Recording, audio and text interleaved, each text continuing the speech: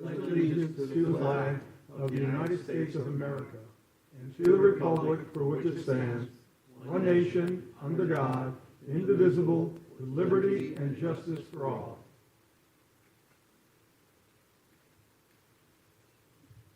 Donald O'Brien asked for an excuse tonight. Please call the roll. Vice Chair Matrano. Here. Committee Member Marrero. Here. Committee Member Martin. Here. Committee Member Miller. Here. The remaining members are present. Thank you. We've been sent the minutes for the October 20th meeting, and if there aren't any questions, I'd like to call for a vote to approve the minutes. So moved. I'll second. We have a motion from Mr. Miller and a second from Ramon. All those in favor, please say aye. Aye. Any opposed? No. Roll carries. Okay. Normally, we have a little time here for, we'd like to have public comment for anything that was prior to what's on today's meeting. You okay with that, Dr. Dumont? Yep. This way we could get a little picture, because there may be some stuff from the last meeting that folks that are here may have something to say. You get 3 minutes. Would anybody like to get up and talk about anything that's not on the agenda this evening?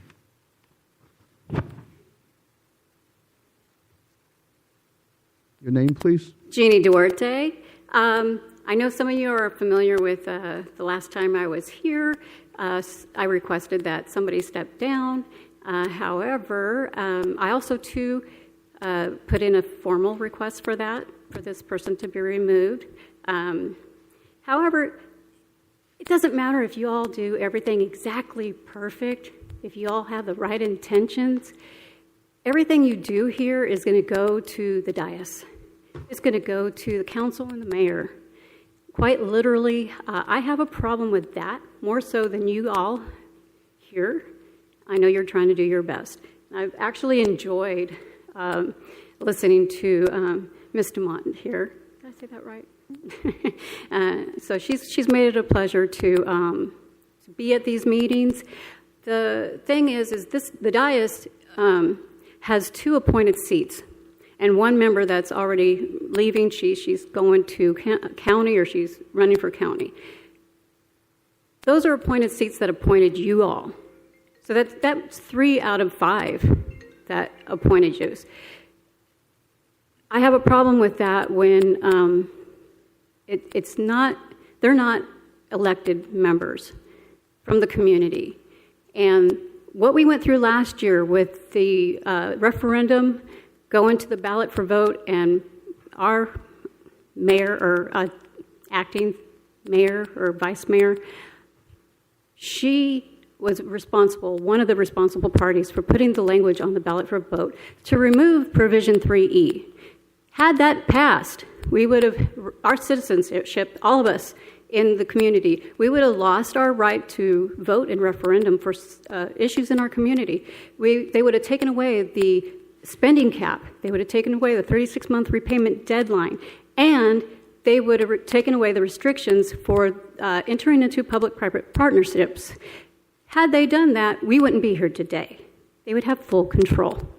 So that's why I'm here fighting, because I'm fighting for the voices, and I'm sorry, but I'm fighting for the rights for the people to vote, the people to voice their opinions and their concerns without getting reprimanded or censored.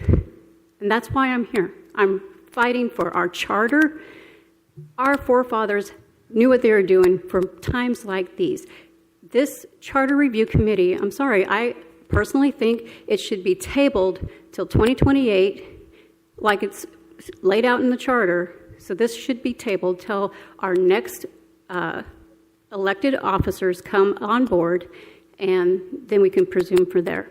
If you all get elected then, congrats. But until then, that's how I feel. Thank you very much. Is there anyone else? Chantal Prelinger. She has some interesting point I was not thinking about, is when you come up with something and it's final and you present that to the city council, they might just say, we don't like it, we don't need that, let's keep on doing something else. So my idea was there's no, as far as I'm aware, in the charter, any place that says they can't do that. Can we, and that's my question, can we bypass their authority to prevent people from voting? And knowing that even if we come up with that idea, they might still vote no. What's the solution, if there's any? Can I answer that, Perry? You can, unless Dr. Dumont has an answer. Go ahead, Mike. I agree with you that it's troubling that we can't present this directly to the voters, but as a charter review committee, we do not have the authority to put anything on the ballot. Now, I don't know whether or not we could do under the current charter, whether we got 10% of the registered voters signed up, we could then force a referendum on the ballot in 2026. But we don't have the authority to put anything on the ballot, and only the city would have the authority to do that. And as far as, Jeannie, you said we wouldn't be here. We would still be here because the charter review says, that the charter, the city council shall, well, it's two parts. One says may, one says shall, call for a charter review. But I agree. We're trusting the city council to take our recommendations, and they can accept them, they can totally reject them. But I believe, at present, the only power we would have, if they decided to reject what we were doing, then we vote them out. Anybody that's still running, we vote them out of office, as they come up for re-election.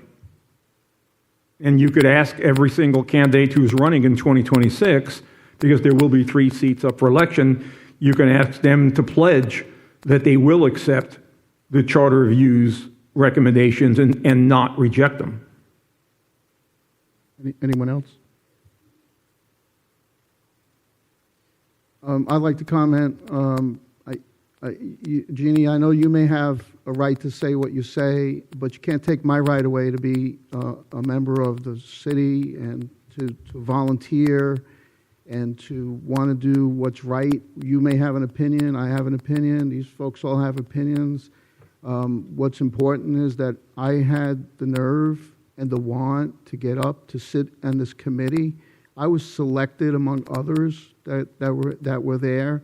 And I'm here. And I'm here to do the same thing, is to get the word out, to change that charter. I never want to see my mayor ever sue to make a point. I never want to see an appointment go in, a seat get appointed, and then challenge day after day, meeting after meeting, because we're never going to get stuff done.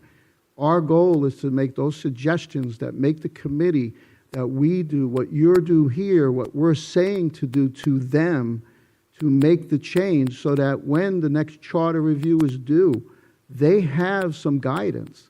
We cannot do it by fighting amongst ourselves. Asking someone to step down, you have a right to do so, but I also have a right to be here.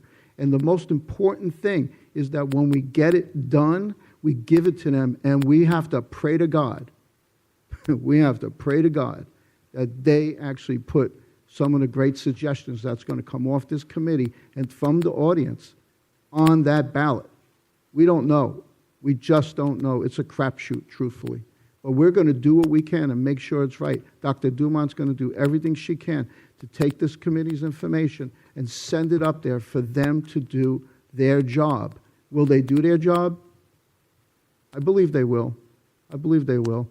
But we have to do our job first. We have to stay united. That includes you all there in the audience, not to fight us and us to fight you. I'm here to work. I am truly here to work. And I never want to see my mayor and some city council people get challenged for the positions that they're in, because the charter is ambiguous in any way. So that's all I have to say.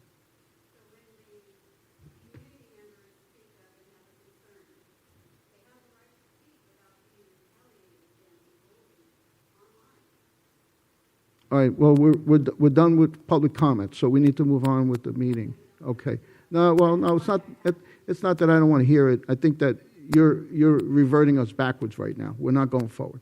So, public comment has been concluded. If we may, Dr. Dumont, is there anyone else for public comment, sir? All right, thank you. Dr. Dumont, you're up. Thank you. Hello again. Good evening. It was a fine evening. We got an extra hour of sleep this week. We're all ready to go, well rested.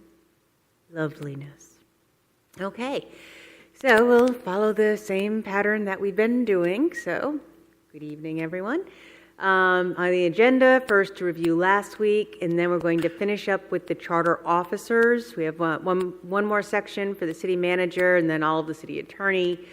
Then budgets and appropriations, and if we get this far, we'll then have Article 7 elections. So as a reminder, the clocks have not been changed. It's not 7 o'clock yet. I noticed. Just so when you look up, don't be like, oh, okay. So. Just remember, we go until 10. Oh, yeah. We're going to go to 10. 10 according to that clock. Yes.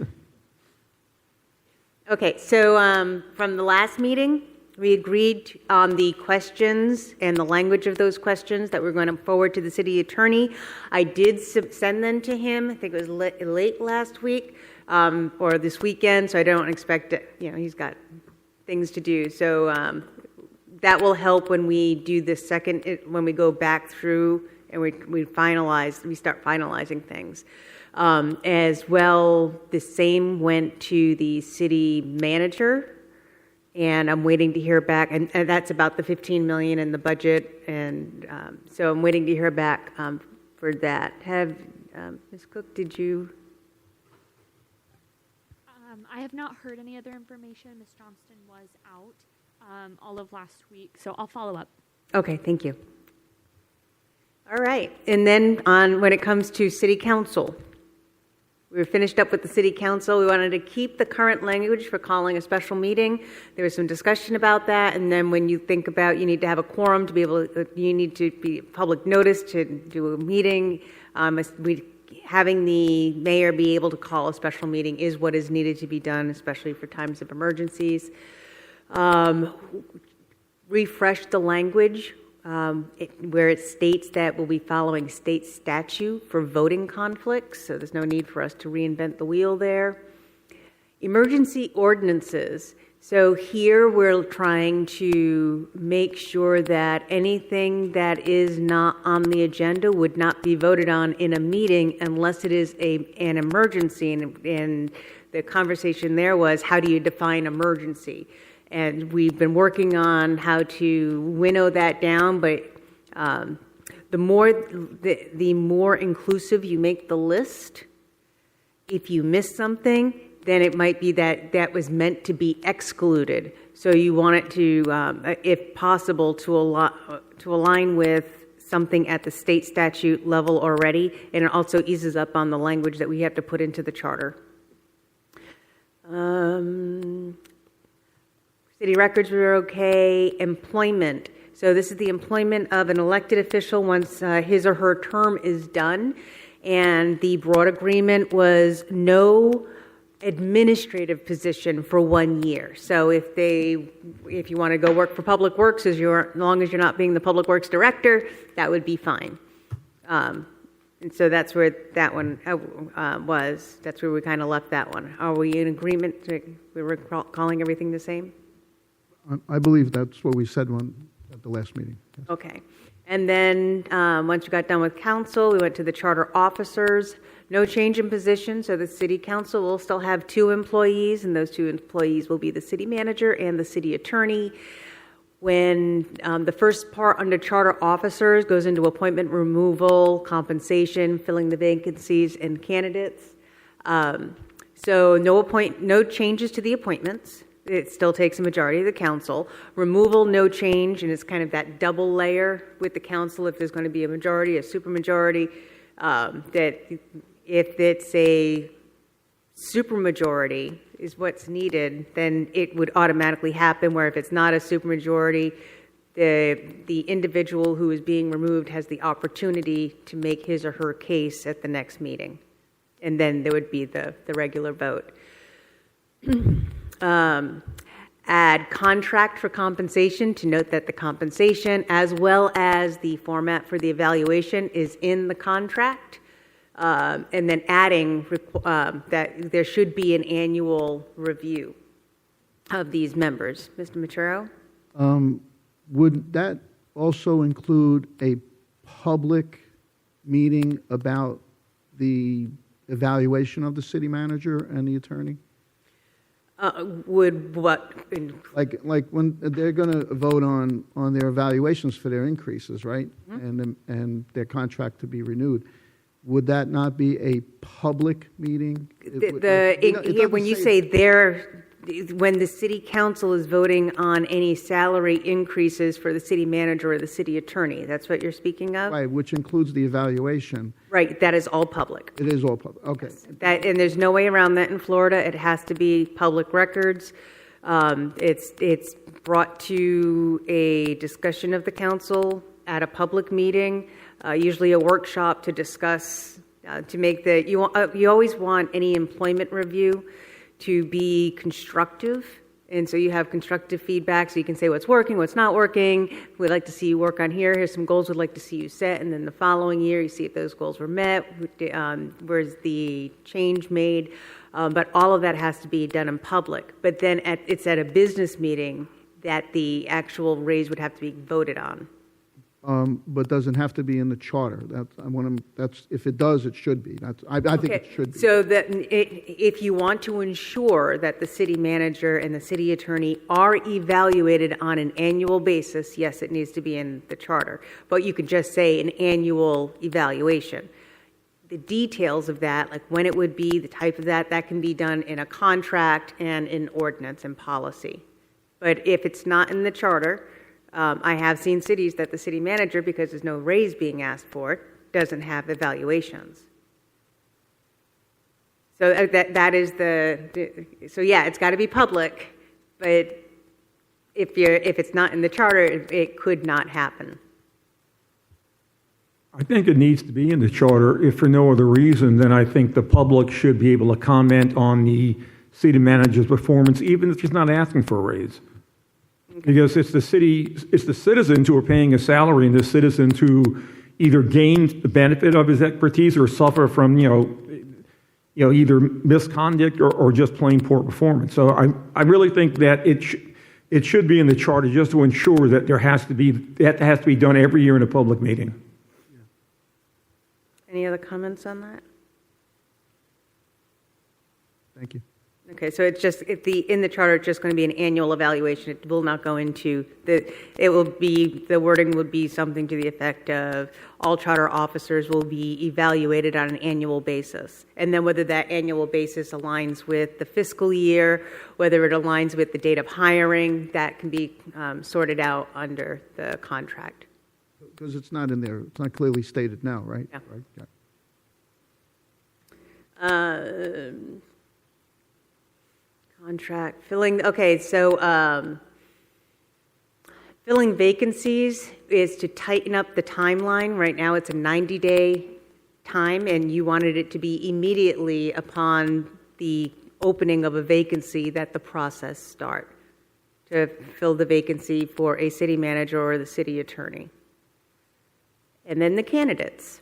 If there's one section that says that they have to interview candidates, qualified candidates. You wanted to throw the qualified word in there to make sure that it's a certain level. Mr. Matrano? Did we put an end date on that immediate, like they have to hire by a certain period? I know we discussed it, but I don't remember what the... There was no end date that was set. And if I recall correctly, part of the reason was what happens if it's a failed search. You don't want to be forced on the back end because of the charter that you then have to hire someone even if he or she is not the best fit for Palm Coast. So as long as the process is started immediately, once it gets started, you give your job description, you figure out if you're going to hire a consulting firm or not to help with the search. the search goes out, it stays open for 30 days, and then at the end of the 30 days, you look to see who's applied, and then you select, you start winnowing it down after that.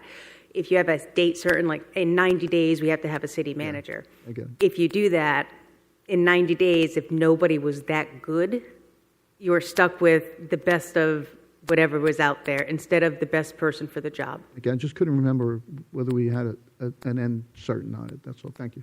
Okay. One more thing. Yes. Do we actually want to define the qualifications for the city manager? That's the next section. Oh, okay. Sorry.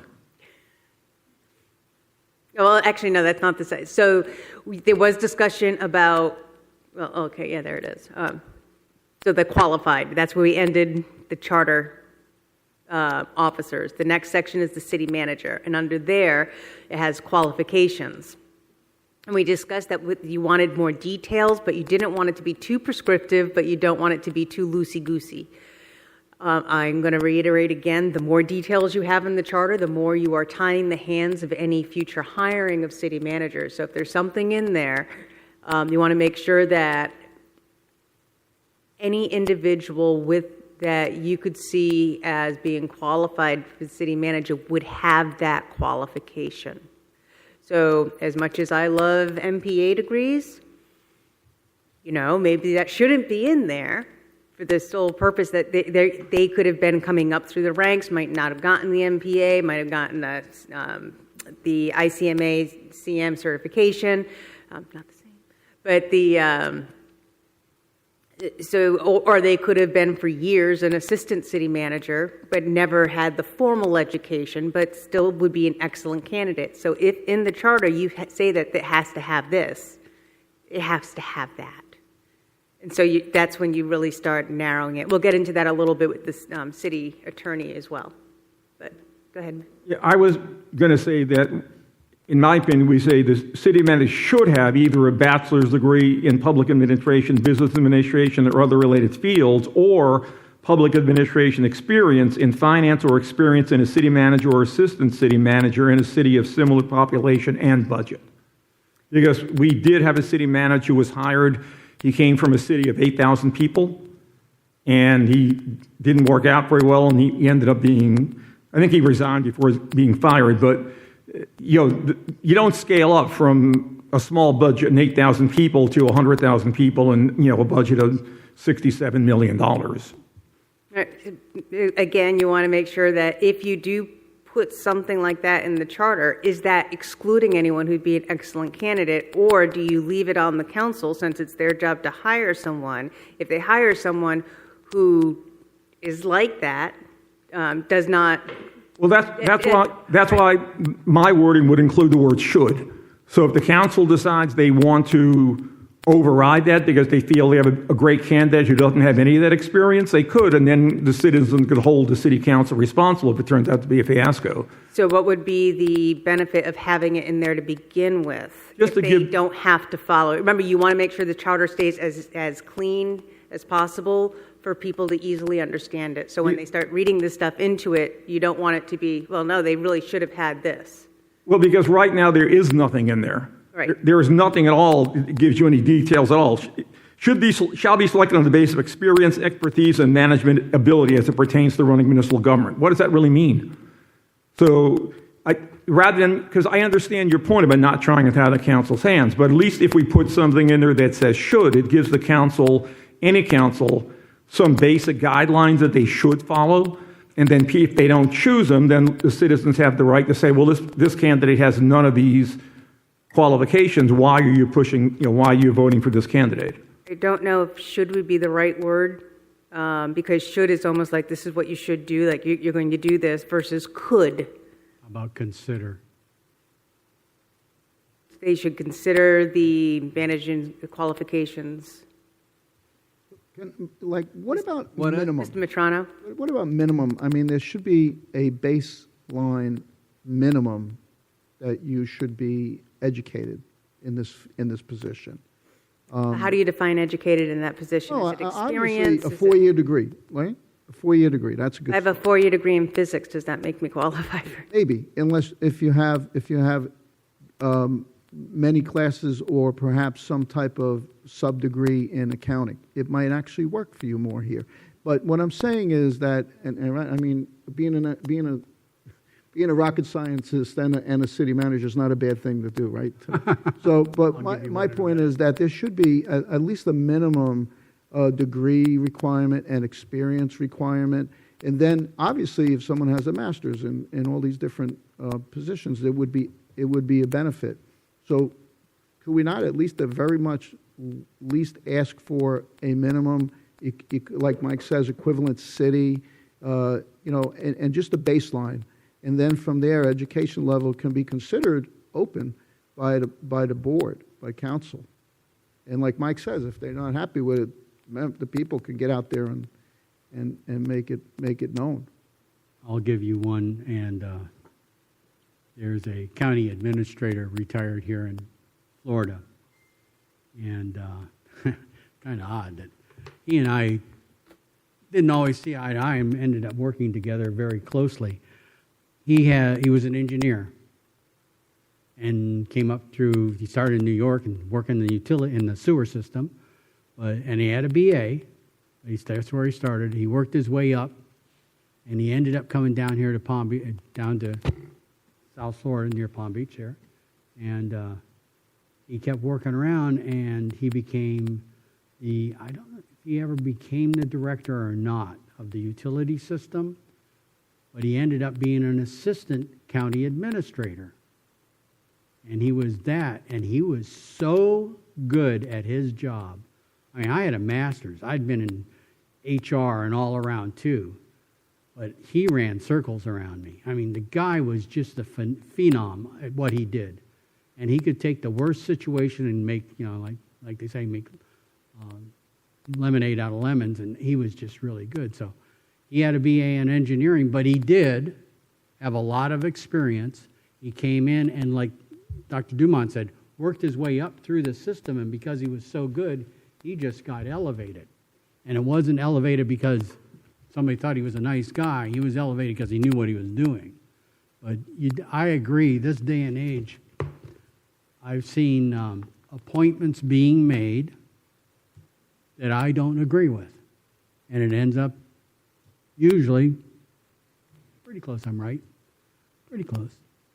And I just think you're right, you need a combination of experience and education and in government. Now, whether it be, you want to say municipal or county or whatever, or size of local government, that'd be fine. But like the doctor says, you don't want to get it too tight because you might find somebody you really like and can do the job. I mean, you've worked with plenty of people, you'd turn around and say, gosh, that guy was really good, Well, that's why I think we can substitute experience for education. So that covers it if somebody doesn't have a degree, but they have experience in city administration and city management, they can still be hired. But I think you have to have one of the two. You have to have a formal education in it, or you have to have experience in doing it.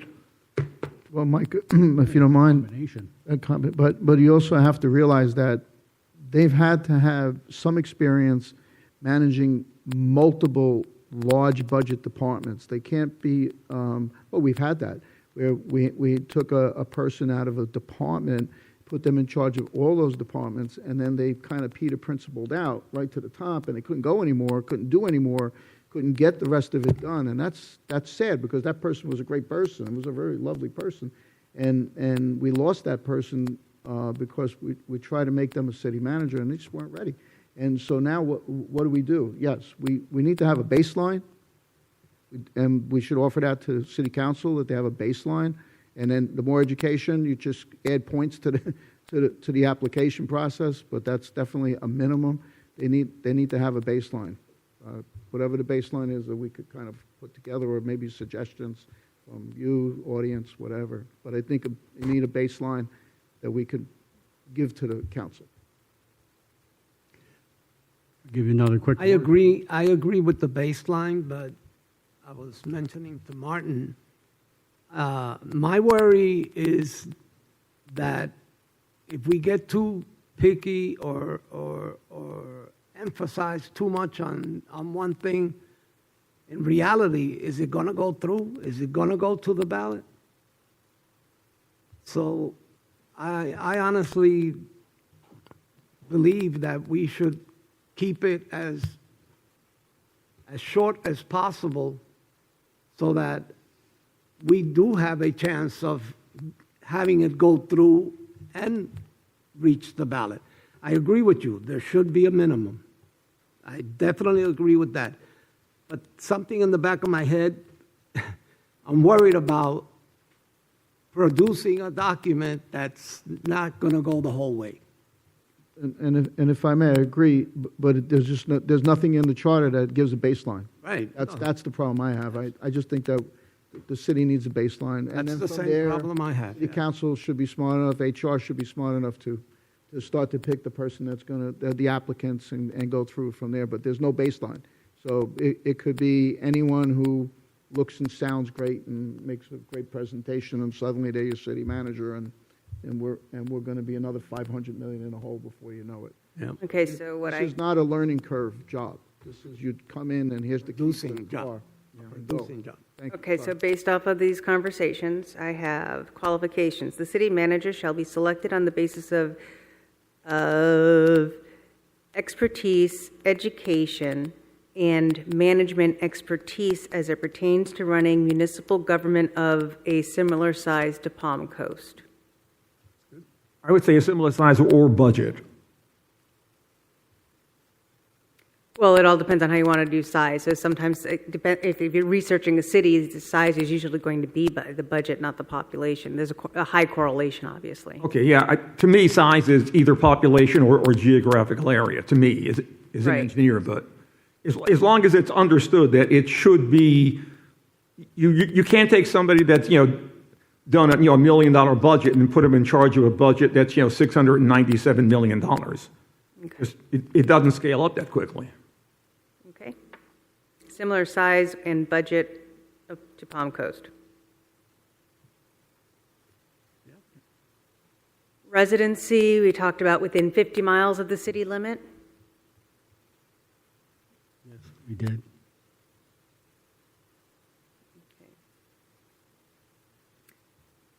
Any questions on what we already covered?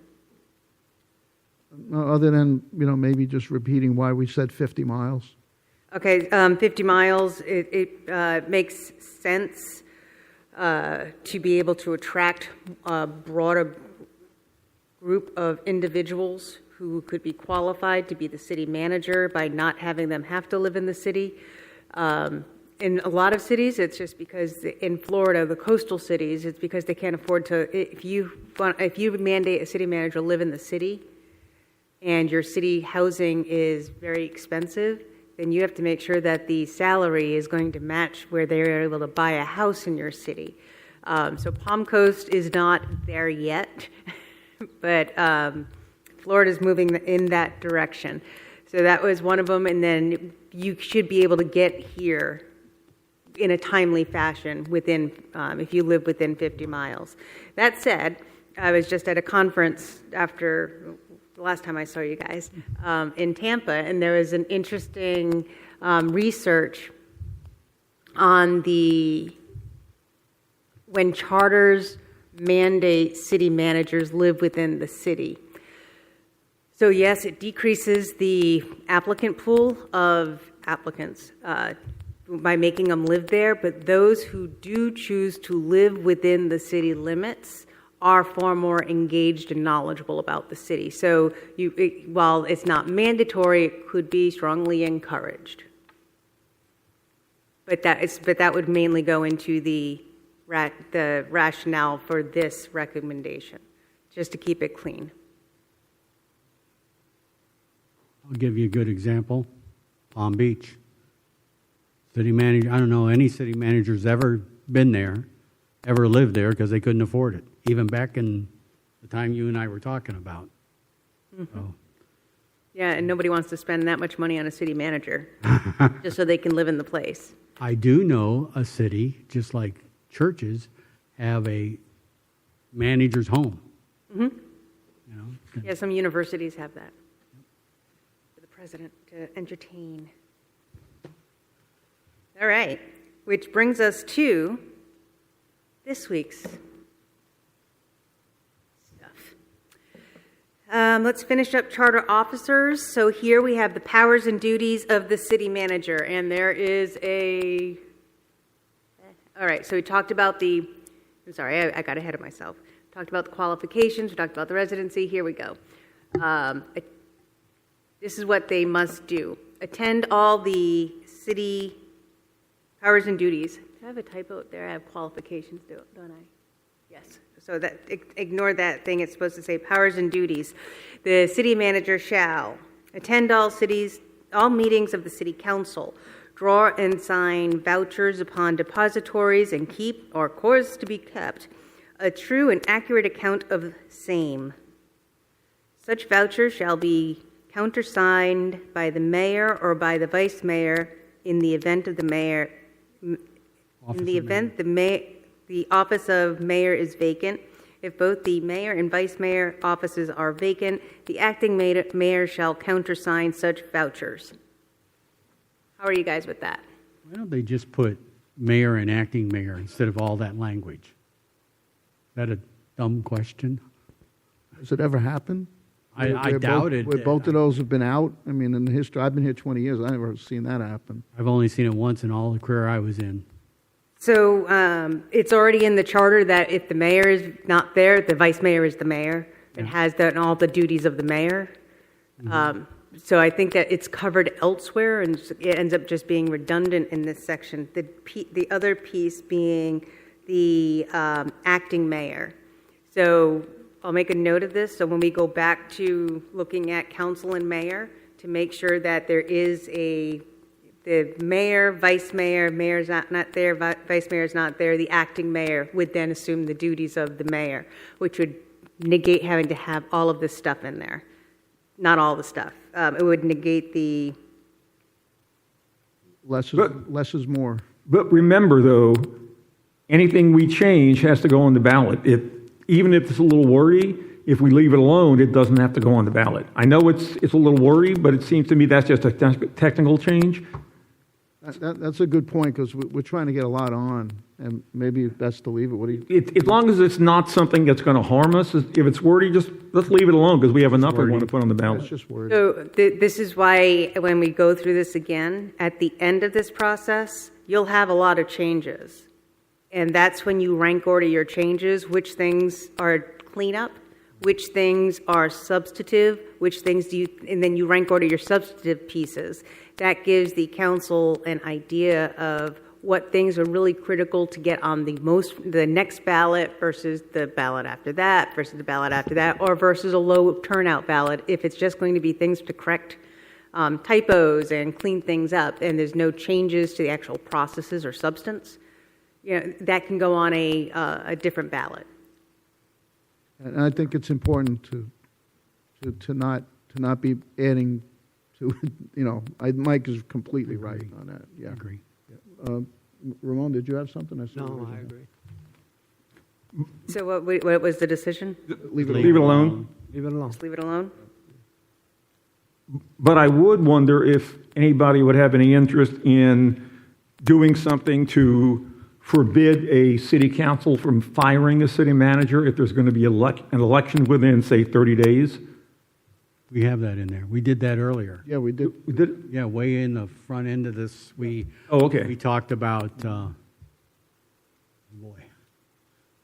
senior moment. Okay, so so you do have a removal of the city manager, and that's that two-pronged removal, Right. Yeah, it's all right. but there's no time frame that's included in there. I wouldn't want to see outgoing council members vote to remove a city manager, and then the incoming council members say, well, why did you remove him? I think he's doing a good job. I know we Okay, did so- it for the council. Yeah, I Council don't seat. think we did it because We might not have. I don't think we did it for the city No, manager. you haven't. Okay. So I'm- That would have been covered here. So I'm just curious whether there'd be any interest in that. Just to prevent a lame duck either, somebody who's not running again or somebody who's term limited. Somebody going out who doesn't like the city manager wants Yeah. the manager to go too. Because we've all seen council meetings and county commission meetings where if they do something at the meeting, the last one before the election, and they get rid of somebody, or they do something else, and They sort of done that, before. So where they fired a city manager and then there was some elections just happened. So yeah, I think it probably would.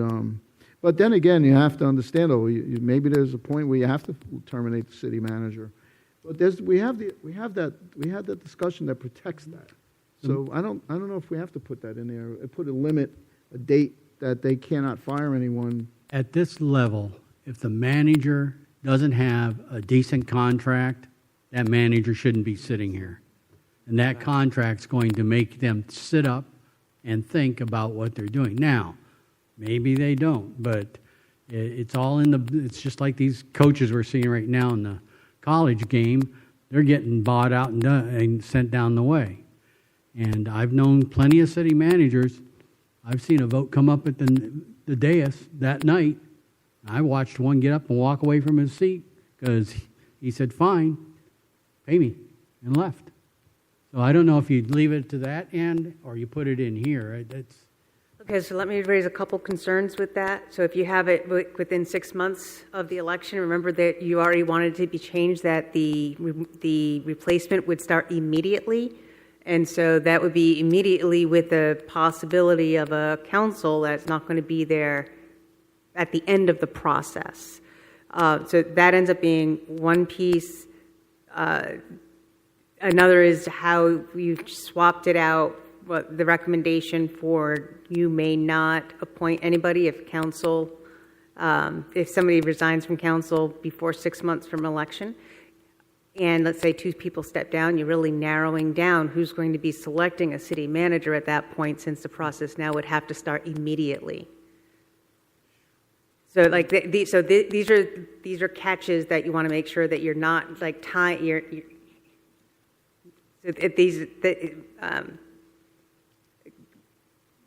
when we discussed, we kind of discussed it a little bit. It was that 2-tiered process. That if the supermajority wants the city manager gone, then the city manager is going to be gone.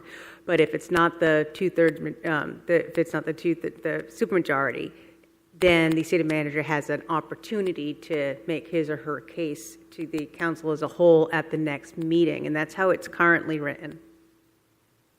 yeah, I mean, I was thinking more like a 30-day notice. If it's 30 days before the election, it seemed to me that you should let the incoming council decide that rather than the outgoing council. But if you're right, because we did do it with the supermajority, and if it's not a supermajority, and if 80% of the council wants the city manager gone, there's probably a very good reason for that.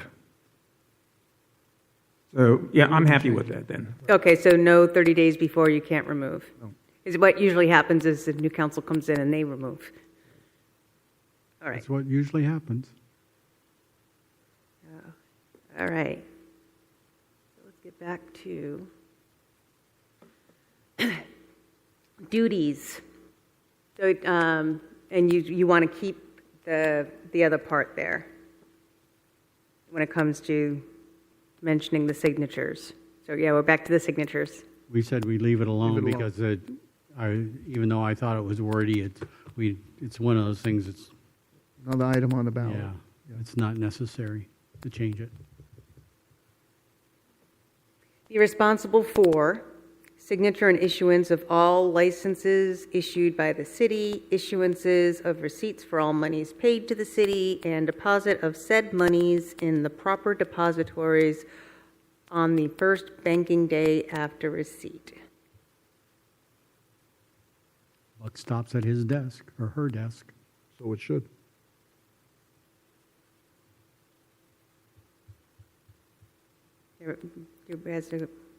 Yeah, I think we should stay the same, everybody? We're good. Okay. We're good. Provide administrative services as required by the mayor and council. I see no change. Everybody? No change. Appoint a city clerk to serve at his or her pleasure. No change. No change. Now, there was a change. Somebody, I had in my notes, I was looking at them tonight. somebody suggested, are we going to look at the clerk being appointed by the mayor and council?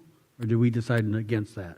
It was decided to not change it, to only keep the two city council, Okay. two Just wanted to employees make for sure. city council, but then there was That's what we discussion, said at the should last the meeting. council Okay. be more involved with the city clerk than the others? But it was, no, that it can be, the city council, the city clerk should serve at the pleasure of the city manager. Fine. We're good.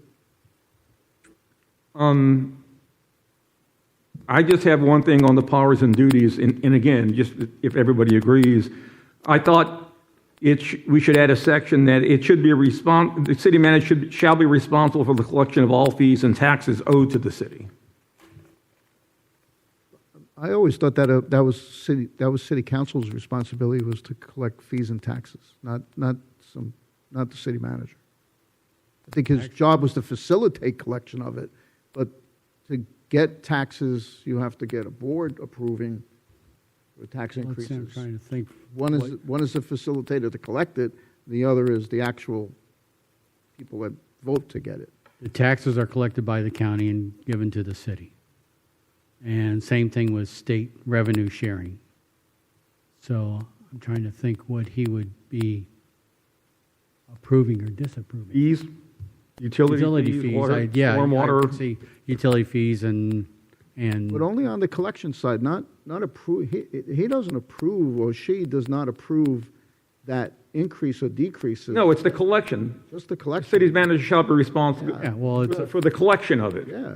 you're just making sure it comes in and goes into the bank. Exactly. It says in number 3 here, right at the bottom, the last few lines, it says, "And deposits of said monies of the proper depositories on the first banking day." All paid to the city. So that's that person's job, is to make sure monies come in and go from here to there without Okay. finding in someone's pocket. That's right. So no change.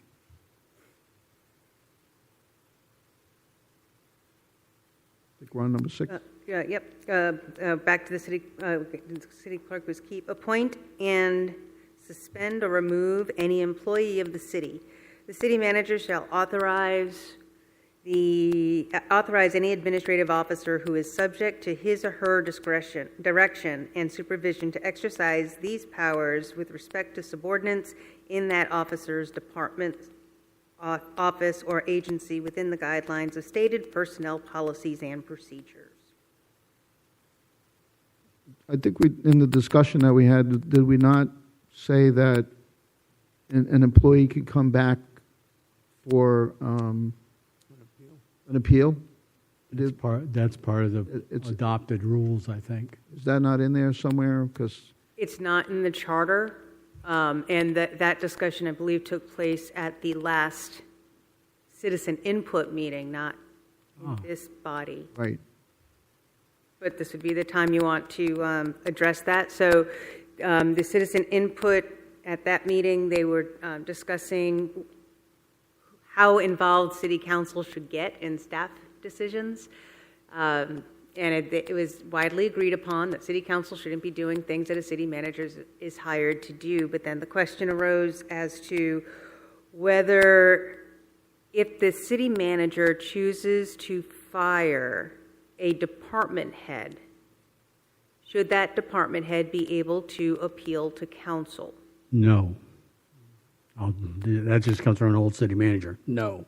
And we went through the pros and cons, and that means that you opening up the door to let council start Managing the making city. decisions for the city.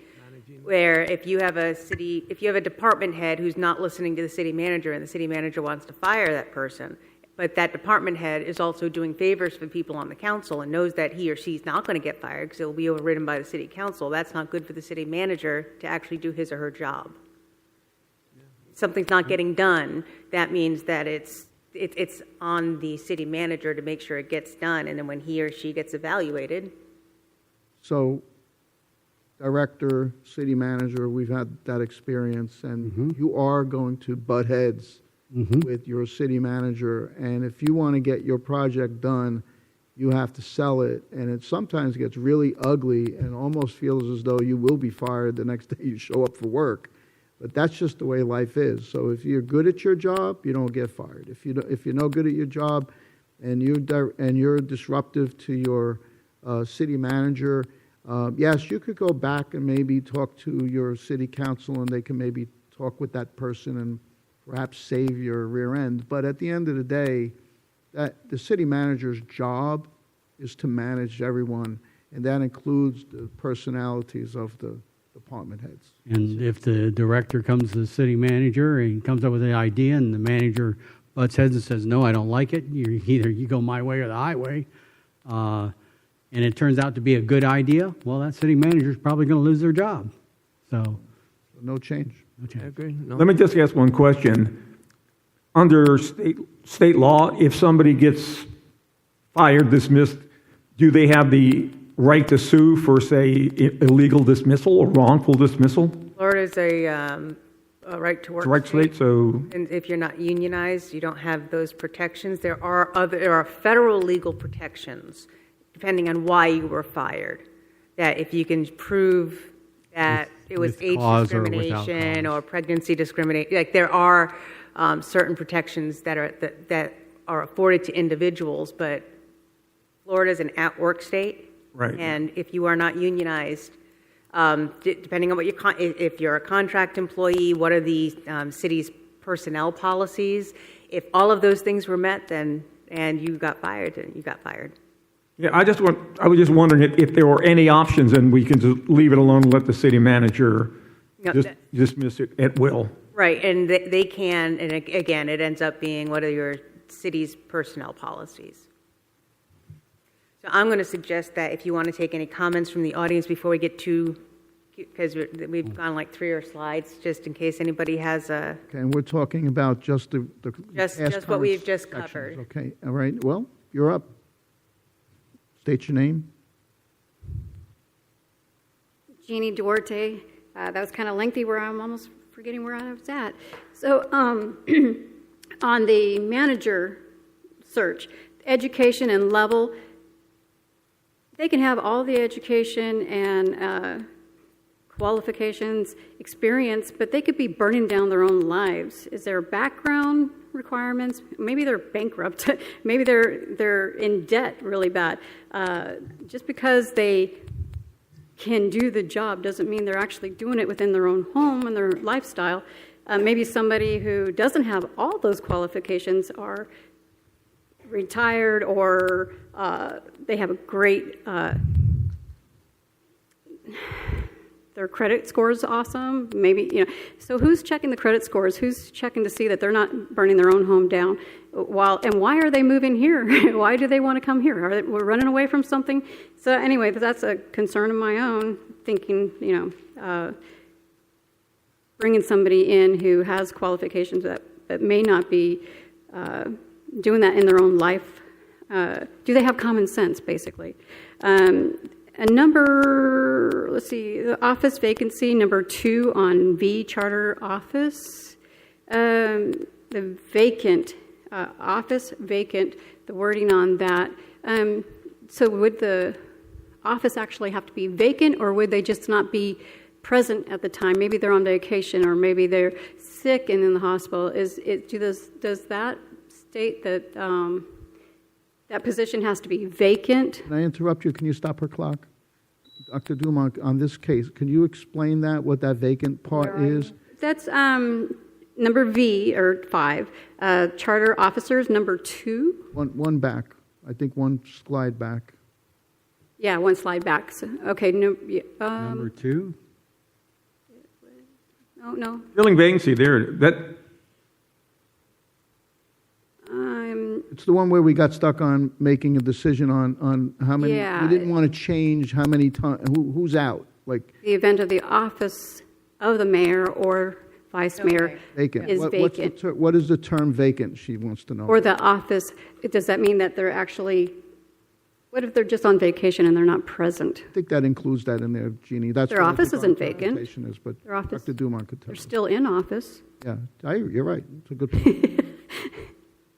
it's It's the Section office- 1D. The office of mayor is vacant, not that the mayor's not there that day. If the office is vacant, that means if there We is no don't have a mayor. Right. If there is no mayor, now you have the vice mayor. Okay, so that's 2 separate situations. But if the mayor is on vacation or sick or Then ill, when they get back, they sign their stuff. so their office is still their office, but Right. yeah. So is that going to be two separate lines then, two separate issues for that? Wouldn't that be the same? I mean, the office isn't vacant because the mayor's Right, there's still a kicked mayor. out. There's dead, still the mayor. still the mayor, right? Right, and if there's a vacancy, then the vice mayor has to be the mayor. On vacation, Or the if the vice vice mayor. mayor is not around and Right. whatever happens, let's say now you don't have a mayor and you don't have a vice mayor, and then you have the act. Right. But I have an issue with office and vacancy being in the same line as far as, well, there's still our mayor, the Well, office. It's the office of mayor is It's vacant. office It's of. not the mayor is vacant. not The the- office of mayor is Oh, vacant. okay. I'm seeing that a little differently now. I get you. Okay, start the Knock clock. on his door and he's not there. Okay, let's Right, start the yeah, clock no, now. it is the office of the mayor. Office of Thank the you. We're mayor. going to go forward, Jeannie. We're going to start the clock. Go ahead.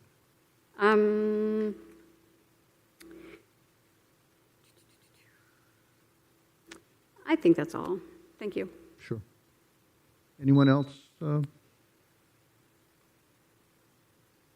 Chantal Pruniger. All right, I want to come back to the qualification of the city manager. And I like your example of somebody who was coming from a lower position and having the gift and doing a good job. And I think when anybody is hired for any position, there's always a question of chance because that person might be qualified but not have the gift. So qualification is not necessary the way to go as a first, I would think. And also, I want to go back to the residents of the city manager within 50 miles. I would say, I believe the actual one is getting a salary of $190 something, and the mayor suggested that the next one might be getting $250,000 a year. I mean, who can't afford to live in Palm Coast with such a salary?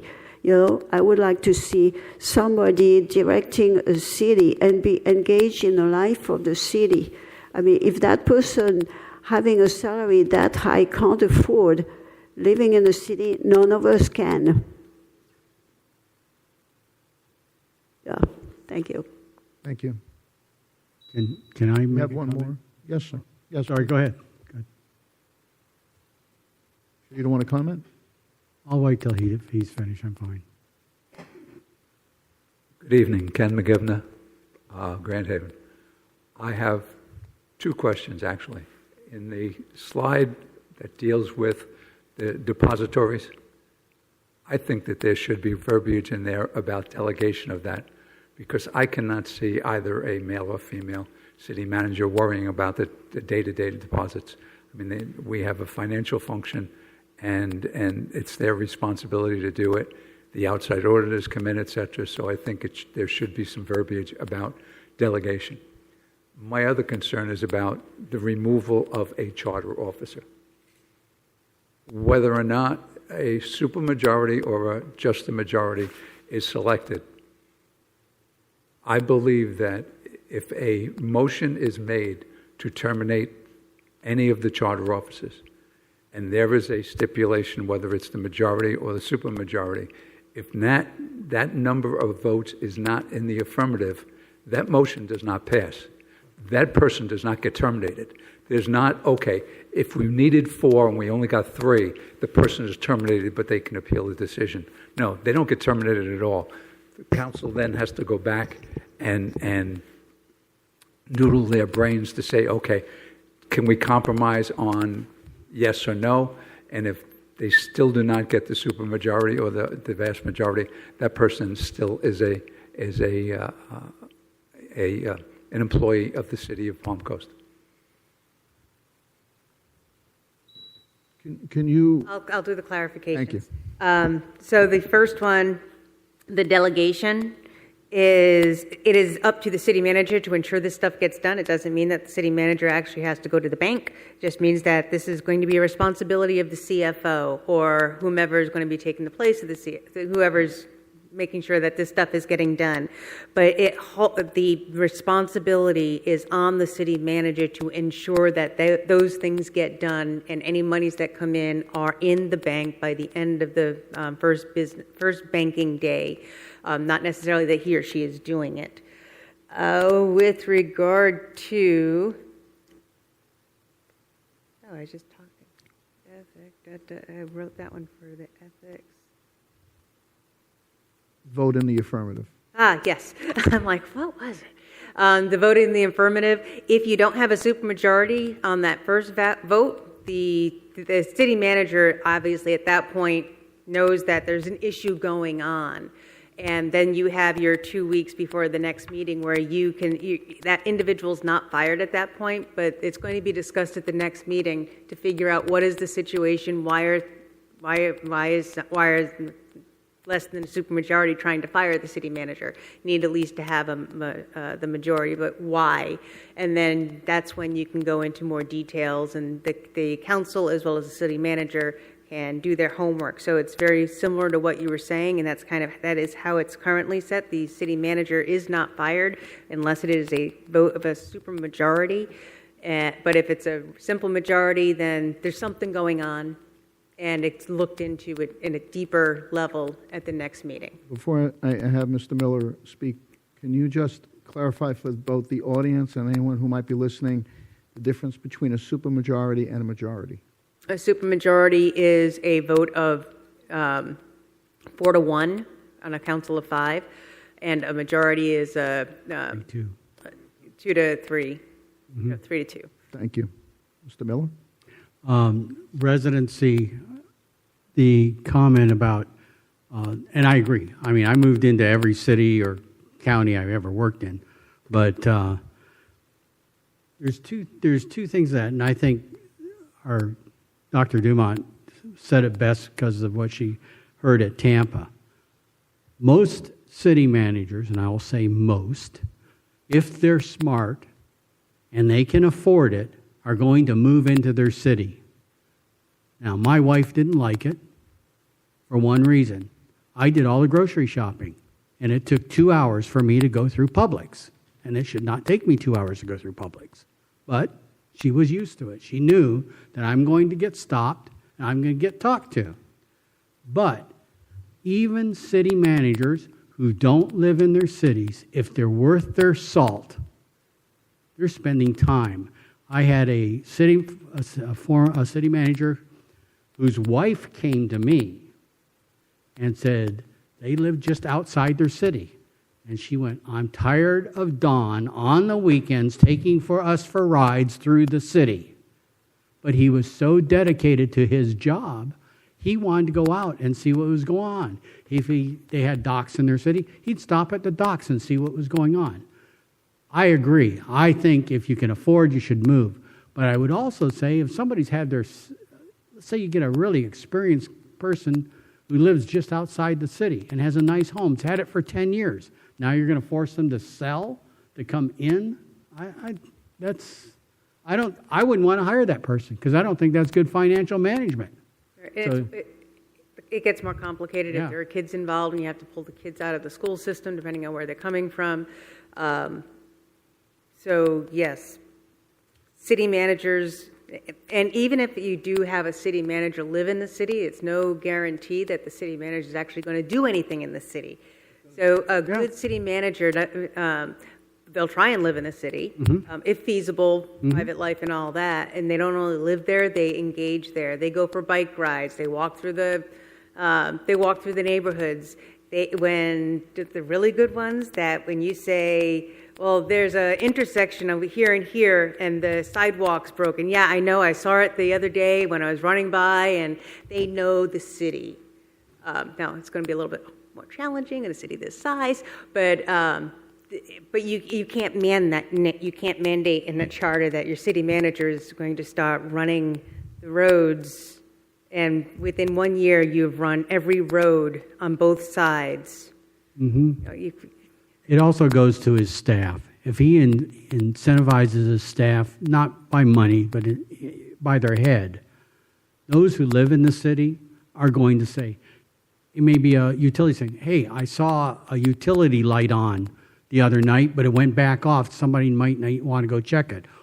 Or in the case, I will tell you, right here in Palm Coast, I had a fit. I play golf, and I kept going by this place, and the golf, they had taken out a section of sidewalk. It was out for almost 3 months. And I finally called up and said something, and it got done. But it's that you've got to have a manager who leads by example and gets the people who are above it. I don't care if it's a shovel, the guy or girl holding the shovel. He's got to show leadership. Yeah. But this is,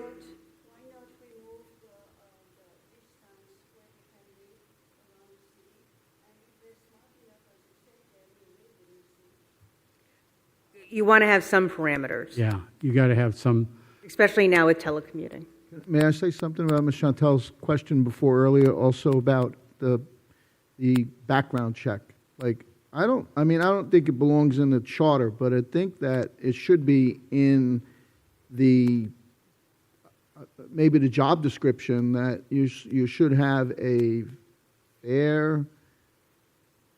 I don't know what you want to call it, whether it's a credit rating, not have anything bad on your credit report within the past 10 years. I mean, even the IRS doesn't go back but 7 years. So what's the limit? And should they even ask those questions? And do we have a right to ask those questions? That's my I don't know any council or commission board I've ever been before that didn't dive deep into my. I mean, I even had one, and whether you like it or not, people don't like it. Everybody was stopped. We stopped for the evening. I'm just standing out here in the front, and he reached over and he goes, "Can I talk to you for a second?" I said, "Yes, sir." He says, "What church do you go to?" And I told him the truth. I said, "I don't go to church every Sunday if you want to know what religion I am, and I go as much as I can." But I said, when you're doing 60 hours a week at the city, sometimes Sunday's my day. I hate to say it, sir, but I go play golf. I'm not a good golfer, by the way. I'm a terrible golfer. But that's what I told him. And you know what? He was the one was out there carrying the banner for me to get my job. Yeah, not that that's a question that they actually can ask. I know they can't. I know they're not. But That's a whole different issue. Where would we put that if that was going to be? That would, when you hire like a search firm, they go into all of that stuff. And the HR department is going to go into all of that stuff. It doesn't go into the charter. It's assumed that these things will happen, especially at that level. So, Ms. Chantel, does that answer your question? No, that was Jeannie. Oh, Jeannie. And then the other piece being, Sorry. the other piece was the ethics and the background check, like all that. So that falls into that. And then also just they have to follow the Florida Code of Ethics. Okay, thank you. So those are all covered there. All right, so here we continue on. Number 7, direct and supervise the administration of all departments, officers, and agencies of the city, except where otherwise provided by this charter or by law. Good? Sounds good. Yeah, I think we're good. See that all laws, provisions of this charter, and acts of council are faithfully executed. I see no change. Anybody? Yeah. Prepare and submit annually a balanced budget message, and capitals program to the council. I have a question. I think it's under the finance part, but maybe that's where we cover it.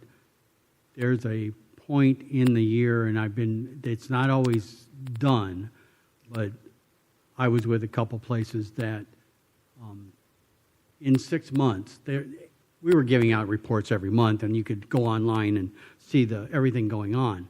But we had to, in 6 months, come back to the council and tell them, here's what your budget is. We want to take and make this budget smaller, this one bigger, and didn't do it all during the year.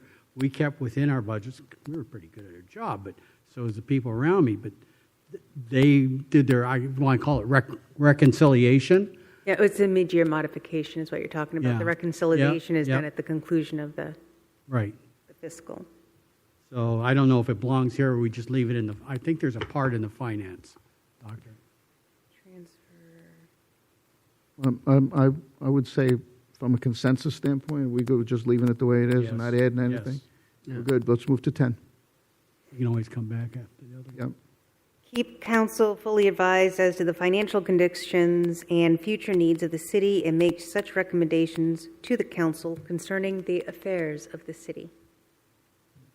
I see no change. Anybody? No. We're good. Sounds good. Submit to the council and to make available to the public a complete report on finances and administrative activities of the city as of the end of each fiscal year. Which is required by law. We're good. Sign contracts on behalf of the city to extend authorization by the council. Well, could we clarify that? Is that, if a contractor wins a contract, and obviously the mayor and the city manager would sign it, and they have to extend the contract for whatever reason, where is, in here is the financial point of the Okay, so extension? what you're talking about here it's to the extent authorized by council. So what council authorizes, the city manager signs and implements. In that contract is where you'll see if it's going to be, Not to exceed, or to, if it's going to continue, and there's usually a 10% contingency, so if it goes above the contingency, it has to come back to council. Or if you're going to extend the contract for more years, that would be in the contract itself. And so the council would have had to vote on that in order for the city manager to extend a contract without going back to council. I see it. Thank you. Any questions? I do have a question. It talks about the city manager shall sign contracts, but in powers and duties of the mayor, it says the mayor shall have the power for service of process and execution of contracts. So what does that term execute? Because I thought that meant that the mayor would have the power to sign contracts on behalf of the city. The mayor does sign the contracts as the figurehead of the body. It's the mayor and the city manager that there's two signatures on that on those contracts. And it's the city manager who then makes sure that they are executed as stated in number 8. Okay, because it says the mayor also has the power to execution of contracts. But So not they both just the do? mayor. It's not just the mayor. It's Okay, the city manager, all right. Yeah. Just wanted to check, thank you. Well, then do you want to take it out of the mayor's hands to execute a contract? No, Okay. no. It's got to be in both. Got to be both. Okay. I mean, all right, I don't, it need two signatures. Right. You need to have the two. Yeah, Does let's- that- I guess I think, as our vice chair says, is that language that Mike just brought up,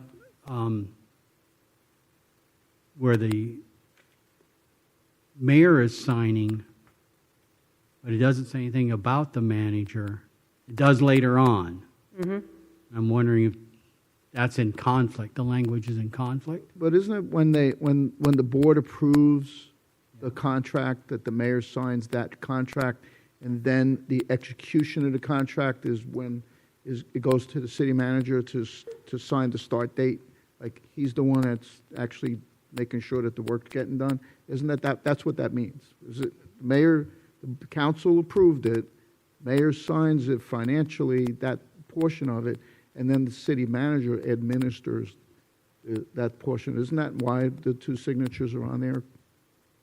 Am I wrong? Well, you want to make sure making these sure. contracts aren't like for $50. So anything with the big dollar amounts, you want to make sure that you have the approval of the council and then the city manager saying it's going to be implemented. As it says, it's right here. Correct. Yes. But it doesn't say the city manager shall execute, it says the mayor shall execute. Where is that? It's back in the duties of the mayor, it's, hold on a second.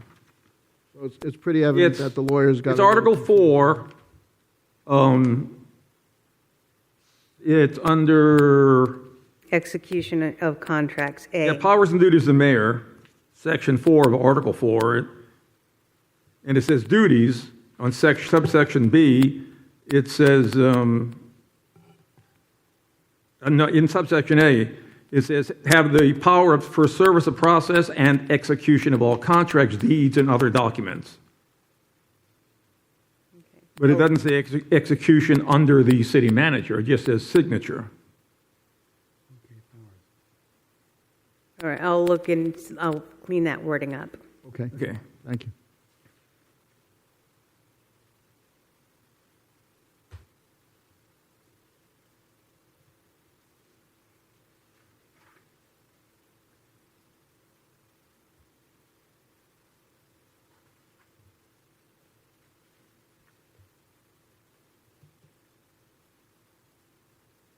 Okay.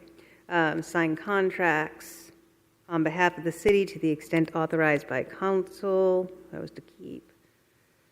Perform other such duties as are specified in this charter or as may be directed by the council. That's the good old catch-all in every employment contract. Keep it?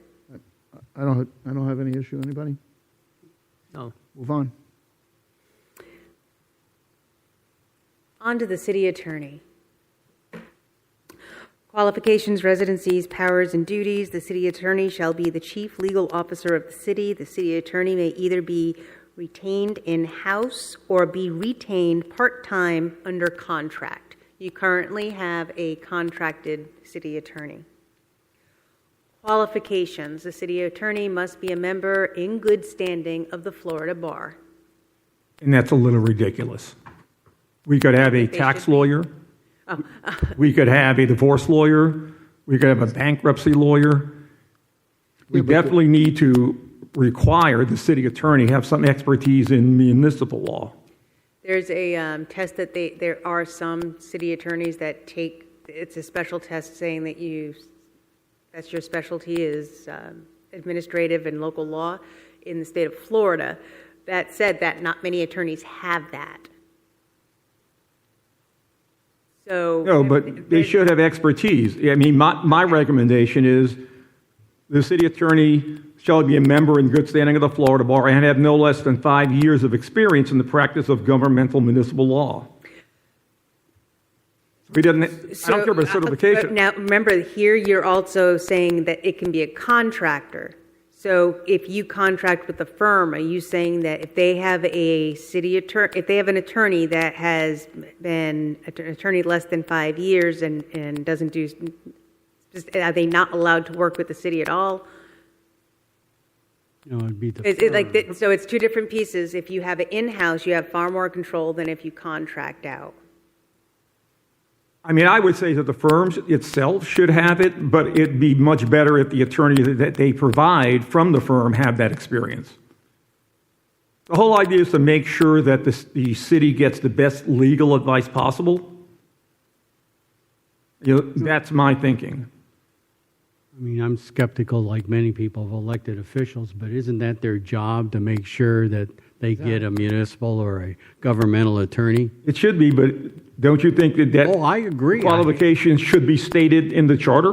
I don't know. If I may, I mean, you've lived through this. I'm guaranteed you've lived through this. I've seen where municipalities hire a local law firm that, quote unquote, was the municipal firm of all the other municipalities around here, and totally unqualified, in my opinion. Okay, and I'm not a lawyer, but I don't have to be qualified to see incompetence. But I will say this: yeah, I agree that there should be some qualification, and we go back to qualifications. But if the attorney has had time spending in municipal law, it should be acceptable enough. Being that they are a bar member. But I mean, I don't know if we could really stick it in the charter as to how detailed that qualification should be. We could, I mean, I have no problem taking out the number of years, but I still think that we should make it a requirement in the charter that whoever the city attorney is or the city law firm, they must have experience in municipal law. Would they go through Doctor, would they go through a search firm for an attorney? I mean, how do they go? They all do it differently. Yeah. So shouldn't that be in the HR portion of it, or in the, HR portion of. well, or where can it fit in without going on a charter? Should that not be in a qualification for council to review instead of being in the charter? I mean, should it not be like you're filing for a job as attorney, and as Mike says, you should be a municipal attorney for a period of time? Or experience in it. Yeah, experience. Should it not be? Does it have to be in the charter? Where else could it be that the council has to adhere to it? Well, that the council has to adhere to? Yeah. Can we put that in the bucket? Because there was another thing that we discussed, and I don't, we can hash it out here, but we talked about having a bucket list of things we wanted to readdress, but also the doctor recommended to us that there's some things that we all know, and we've stated up here several things, that we want the council, mayor and council to consider that shouldn't be in the charter, but should be doing this. And maybe this is a place where at the end, and we make our recommendation, that we say, you should have a resolution that adopts that our city attorney, or charter, or our city attorney or the firm must have municipal experience. Maybe that's where it goes. Yeah, I think it goes in the bucket. I talked to Kaylee, and she told me that there really isn't, the city council doesn't really have a policy manual. So maybe what we should do is recommend that the city council create a policy manual, and these kind of things can be in the policy manual. We're telling you, Dr. Dumont, put it in the bucket. I'm writing. Yeah, and exactly what you've heard us all say, but yes. Probably doesn't belong in the charter, but it belongs there.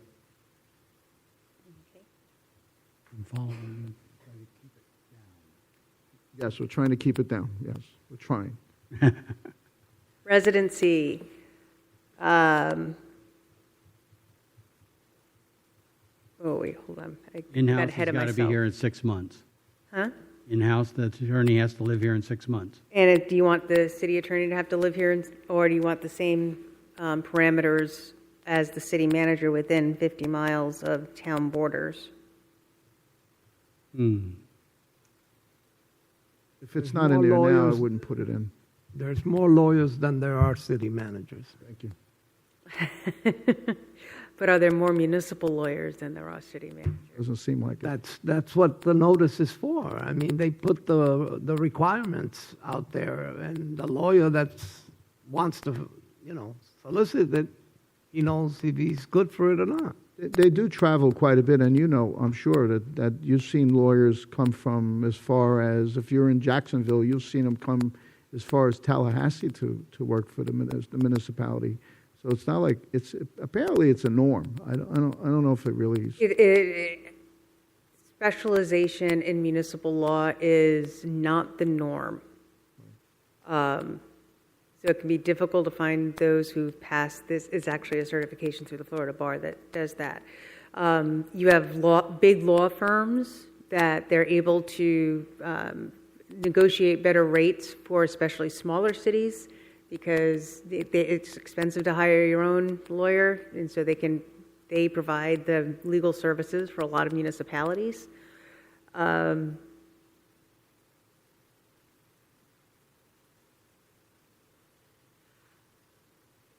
I guess my question would be, do you want to have different standards for your city attorney than you do your city manager?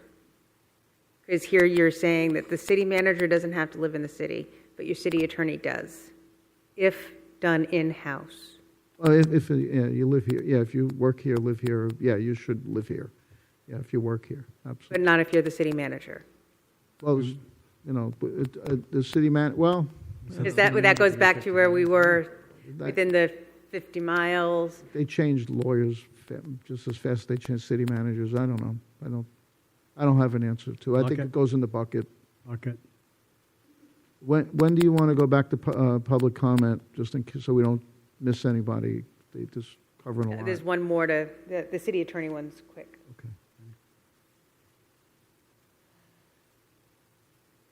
Because we have such a big crowd, we want to make sure we get everybody in here. I wish people would come. We implore people, we beg people, we want them to come. Please come. Please be heard. Even the chamber announced these meetings today in their It's on the weekly radio, too, on the newsletter. way in here tonight. The chamber, in their weekly newsletter, announced all our meetings for November and December. Yeah. Yes, that's true. We got a little notoriety. Yes, I know. I know. I know. Several times this week I listened to, Flagger Radio, but I mean, they announce it over and over again and ad nauseum, so. Well, we'll work on this. All right, so bucket list. All right, so then C, powers and duties of the city attorney shall serve as chief legal officer to the city council, the city manager, and all city departments, offices, city advisory boards, and agencies. If in-house appointment, suspend or remove such assistants. If in-house, appoint, suspend, or remove such assistant attorneys as may be required. This is saying that the city attorney, if in-house, can run his or her Own department. The remainder of the staff, okay. City attorney or designee shall attend all city council meetings unless excused by the city council, and shall perform such duties, professional duties as may be required by law or by the council in furtherance of the law. The city attorney shall prepare an annual budget for the operation of the office of the city attorney and shall submit this budget to the city manager for inclusion in the annual city budget in accordance with uniform city procedures. I don't see a problem with that. I'm looking at C2, and it says, if the city's services are contracted, the city manager shall appoint and suspend or remove the assistant attorneys. Did they mean city attorney? What? If in-house, that's in-house. I'm a little confused by that statement. The rest of the line. If the city attorney services are contracted out, such as they currently are, the city manager shall appoint, suspend, or remove any in-house assistant attorneys as may be required. The remainder of the staff of the office of city attorney shall be employees of the city, appointed, suspended, removed under the regular personnel policies of the city. Do we actually have an office of the city attorney? I was So could- looking, maybe that's one of these ones where, that's almost saying like, you've hired an outside attorney. If the attorney, they're contracted, and they're going to have an in-house assistant? Yeah, like make sure the paperwork gets done, signatures if they need them, like a touch point within the So city the staff. in-house attorney is going to be appointed by the city manager? It wouldn't be the in-house attorney. So that would be, I mean the assistant. attorney is contracted out, but that attorney's assistant doesn't necessarily mean that the assistant is a lawyer or an attorney, would be a city employee who would fall under the purview of the city manager. Okay. But it does say assistant attorneys. Yeah, it says- Right, it's staff. the assistant to the attorney, but it could be a lawyer, or it could just be whomever is assisting the attorney. I don't read it that way. It says appoint, suspend, or remove such assistant attorneys. It doesn't say assistants. Yep. Assistant attorneys, the way I read it, this means that the city manager can hire or fire actual attorneys that work for the city. Well, if they work for the city, then yes. That's what I see there. Because then if the city attorney is contracted, that contractor is not hiring people for the city to work as a lawyer. I see. The city manager may hire a lawyer who's not the city attorney, it could be an assistant attorney, to the contracted out city attorney. But that assistant attorney would fall under the purview of the city manager, not the contracted out city attorney. But if we never do that, why would this be in here? Just in case you have to. Case. And it's an amazing point, because who spent the brain power to write that, actually? Because, when you think An about attorney it. I know, or an assistant attorney? The attorney, Or an assistant to the attorney? right. yeah. I hate attorneys, but I like them, but I hate them. All right, thank you. Any changes to this, guys? We'll stick Don't with like it. it, but it's okay. Move on, Doctor, you're good. Are we doing public comment?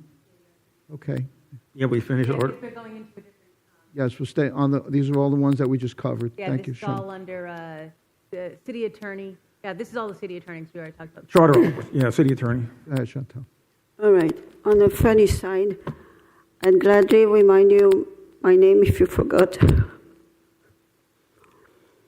I don't think we could forget you, Chantal. No, Chantal. Yeah, Chantal. That works. Okay. Like there. Like there. On. All right. So about the budget, I didn't attend the meetings about the budget, but I know that the city has borrowed money here and there, and I would like to see when they present the budget, and I don't know if they do it or not, but if we could have it, I don't know if that's even a good idea, in the document, when they present it, to talk about the debt and where we are in repayment. And so, because when we have that in mind, it's more difficult to present all the new money to borrow. And as far as residency for the city attorney, I agree with you that if you make rules for the city manager, the same should apply to the city attorney. But I'm surprised that the qualifications for the city attorney are not that precise, and there's much more that you want for the city manager. I'd like to have something more precise for the attorney. And I was wondering if you come up with some regulation for the city attorney, and the one we have does not have those, what happens to him? That would mean he would not be the person that people would want him to be, or, I mean, it's just a question. Also, power and duty of the city attorney. The paragraph 2, I find really not clear, and I saw you were asking questions about that too. So I'd like to see if we keep it this way to be more precise and easier to understand. Thank you. Thank you. Jeannie Duarte. As far as the city attorney and city manager, the 50-mile out of the limits of the city, I think that should be absolutely no. They should live within the city. Volusia County has banned reclaimed water, and we are moving forward with reclaimed water. That's toilet to tap. So if we're affected, they need to be affected too. They need to live and fight for the same things within our city. They need to care about our city. So I don't agree with hiring people that are 50 miles away from Palm Coast. If we're affected, they need to be affected too. They need to fight and be part of our community. As with everybody, they should be within the districts. They shouldn't be able to move here for a purpose of running for a position and then, oh, well, okay, we got you all set up for something that we don't approve of. See ya, wouldn't want to be ya. So definitely, I don't believe our city manager or our attorney should be outside of our city limits. Thank you. Anyone else? I don't see anyone else approaching. Barry, can I respond? Yes. To Jeannie? Dr. Dumont has informed us that there aren't not that many attorneys who practice municipal law, and if we try to hire either a firm or hire the actual city attorney to work for us, it'd probably be really difficult to get one who'd want to move here. I don't know where the firm that we contract with now, whether they're in, I was going to say, I'm not sure they're in Palm Coast. So I'm not sure that we could do that, because if the law firm's in Jacksonville, they're not going to send an attorney to move here to Palm Coast. So I'm not, with the city manager, we could. The city attorney, I'm not sure that we could actually have the power to do that, to find somebody who would want to move here. As good an idea as it sounds like, I'm just not sure that we'd find anybody that would want to do that. That, And that's not the reality no. with the city manager. The reality we have right now is we can't find one that lives here. So Or that's that's willing why to we live have here. to open the horizons. The, just to remind you, the whole residency thing for the city attorney is if it is taken in-house only. So as long as it remains contracted, they can live wherever they live. Because the attorney's firm is under the contract.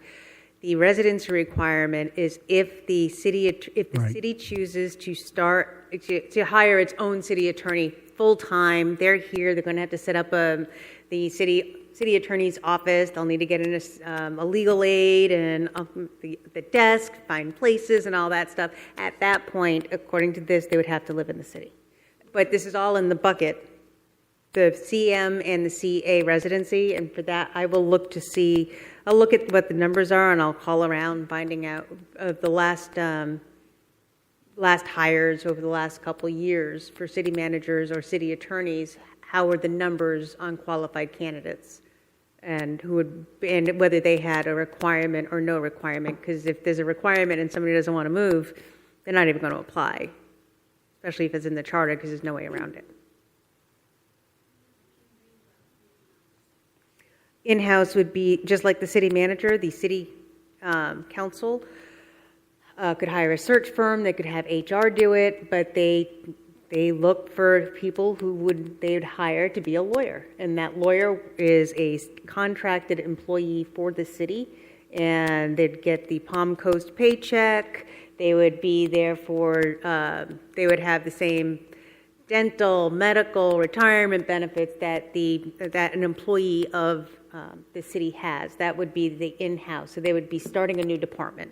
That's the difference between in-house, where if it's a contracted attorney, the city contracts with a law firm, and that law firm's attorney or attorneys, because you also have to remember, even if you do an in-house attorney, that attorney is not going to be able to specialize in all the things that you would hope that one would know or need to know that relate to the city. So you could have an in-house city attorney who is really good at contracts, but then if there is a labor law issue, then you'd want to seek out a labor law attorney. If there is litigation facing the city, and that's not in your in-house attorney's wheelhouse, then you'd contract out that piece with an outside attorney again.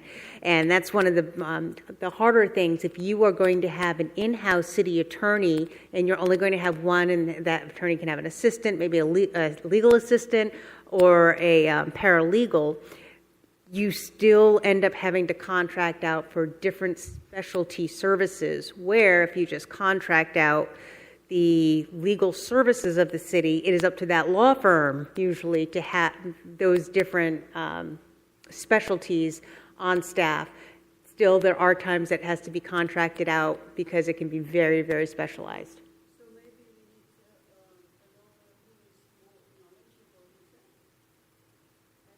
You will not find a lawyer who can do everything.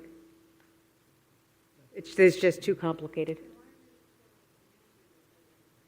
You're not asking a manager to do everything. You're asking a manager who can manage and oversee other people who can do everything. The city manager's job is not to know how to fix things at the water plant and the sewage plant and how to do a SWAT raid on a drug house. You know, we're not asking the city manager to do any of those things.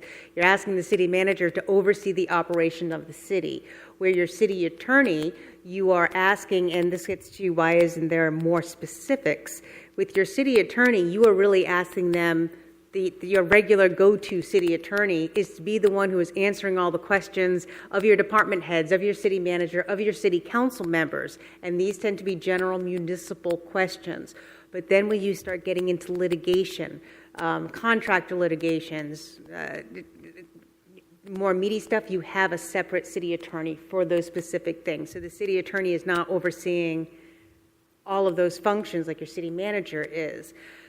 Now, larger cities like Jacksonville has umpteen lawyers because they have lawyers who specialize in a whole bunch of different things. Your county, the county attorneys have multiple lawyers who specialize in education law and law enforcement law, and so unless you're going, if a city brings in one city attorney in-house, there will still be a requirement to contract out, depending on what the specialty is. And so that's, I'm going to just kind of leave that one. All right, thank That was you. rather long-winded. I apologize. That's okay, you did good. I think you covered a lot. We could move on now. You're good. Are you sure? Yes. Yeah. Okay. Because we're just up to the budget. Let's Budget and appropriations. Let me take a sip. Do we need a break? Does anyone need a break? You're good? The clock says 8:40, which is really 7:40, so we still have time. 7:41 and 5 seconds. Correct. All right, budget and appropriations. Fiscal year. The city fiscal year shall begin on October 1st and will end on September 30th of the succeeding year. Even if you wanted to change that, you can't. This is a Florida statute.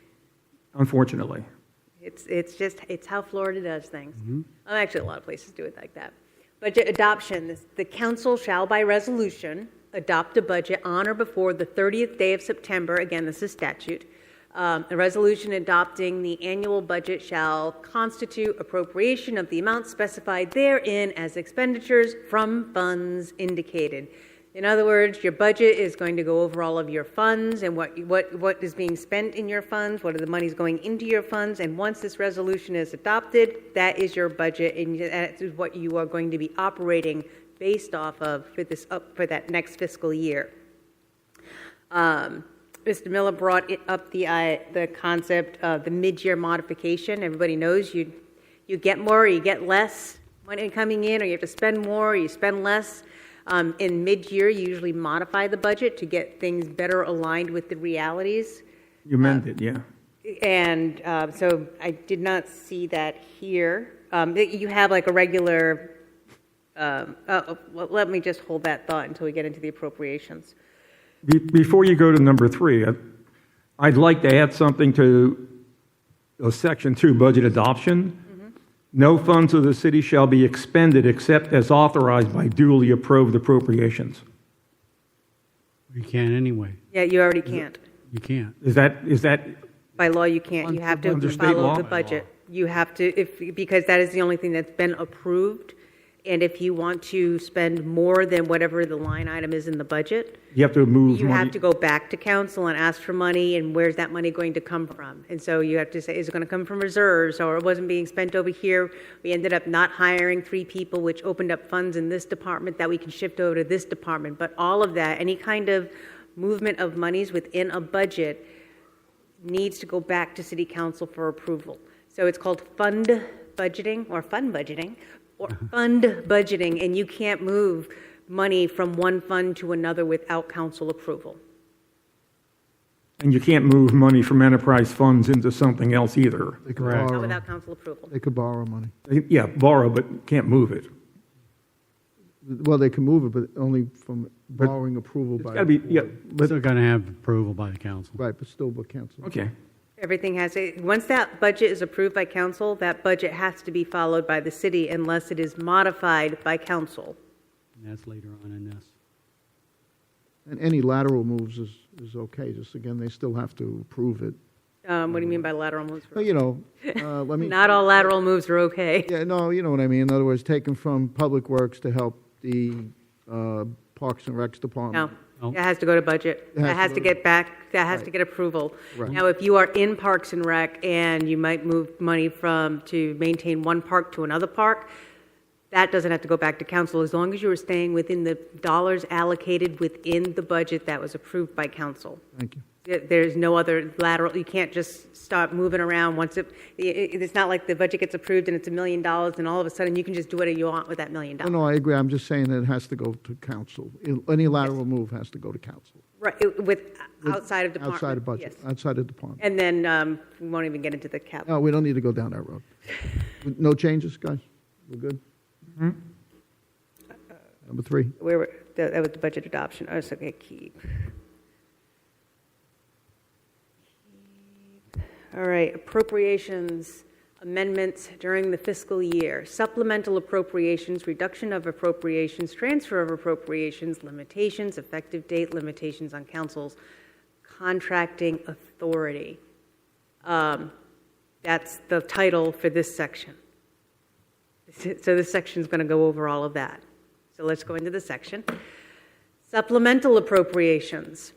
If during the fiscal year,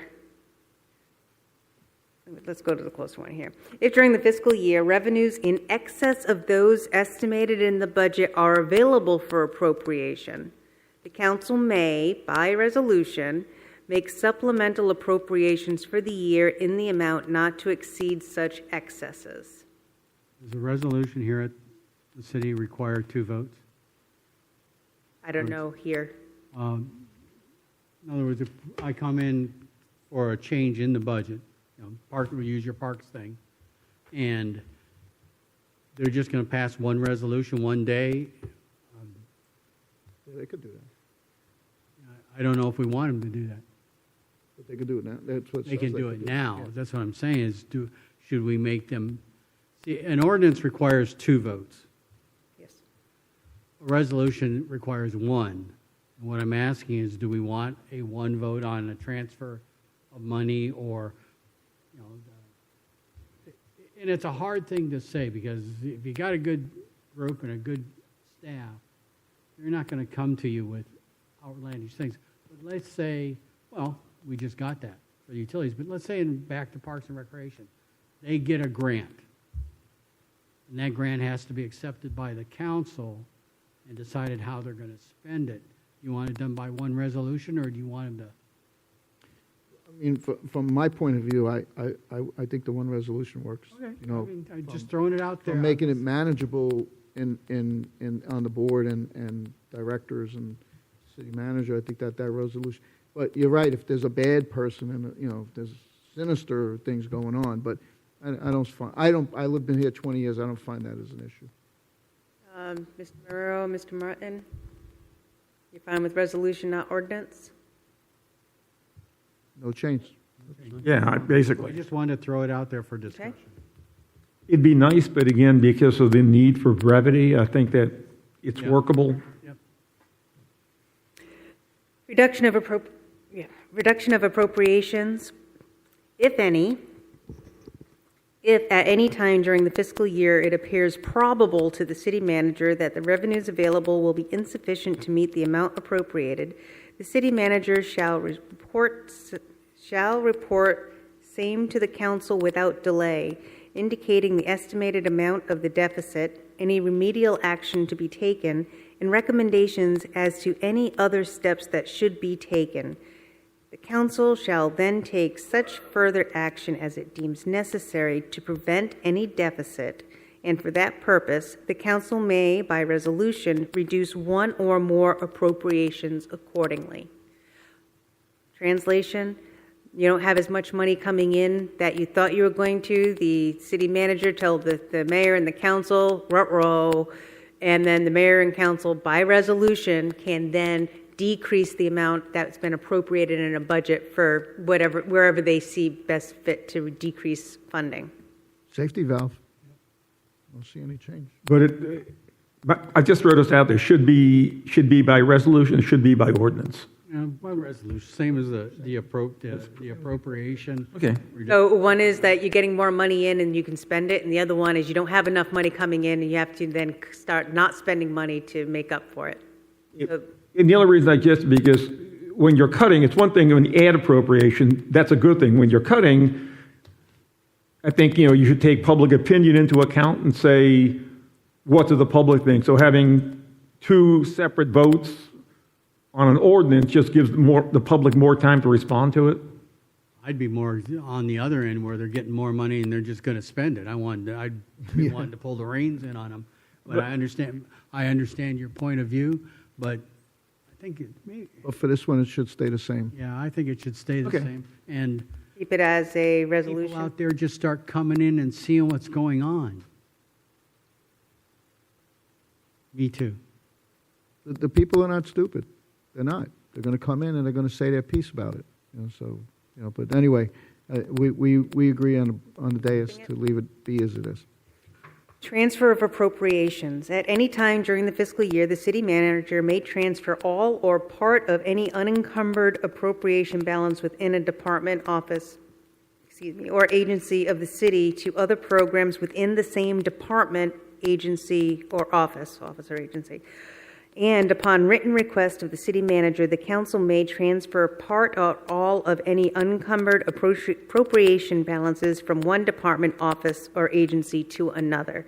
So if it's within a department, agency, or office, the city manager can do it. If it's between the two, it has to go back to council. Can you move the slides? Thank you.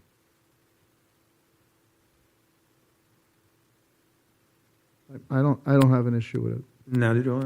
Me neither. C's good. Okay. Limitations.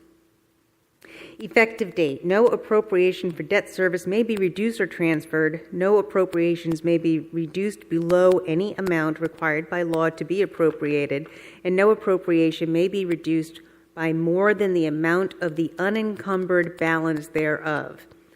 Other provisions of law to the contrary notwithstanding, the supplemental and emergency appropriations and reduction or transfer of appropriations authorized by this section may be made effective immediately upon adoption. Why is this in here? I'm like, Why is this in here? Once you adopt the budget, the budget is adopted. yeah, and the debt service is part of the budget. Mm-hmm. I think that should be removed. I don't like it. I don't see It what doesn't its belong purpose there. is. Doctor, can you look into that and see if there, You put it in the bucket. see what the Okay. purpose of something, because once you adopt the budget, the debt service is in there, Right. and any unencumbered balances are in there, and we've already addressed that above, that if you want to change and move that unencumbered balance, you're going to have to approve it. Yeah, and it's under a limitation. That's why I'll look into this. Seen anything like that. All right, got it. Everybody wants me to look into it? Yeah, put it Yes, in the bucket. please. And then E. We've had discussion about this, and I've seen discussion about this. Limitations to the council's contracting authority. Unless authorized by the electors of the city at a duly held referendum election, the council shall not enter into lease purchase contracts or any other unfunded multi-year contracts, the repayment of which extends in excess of 36 months or exceeds $15 million.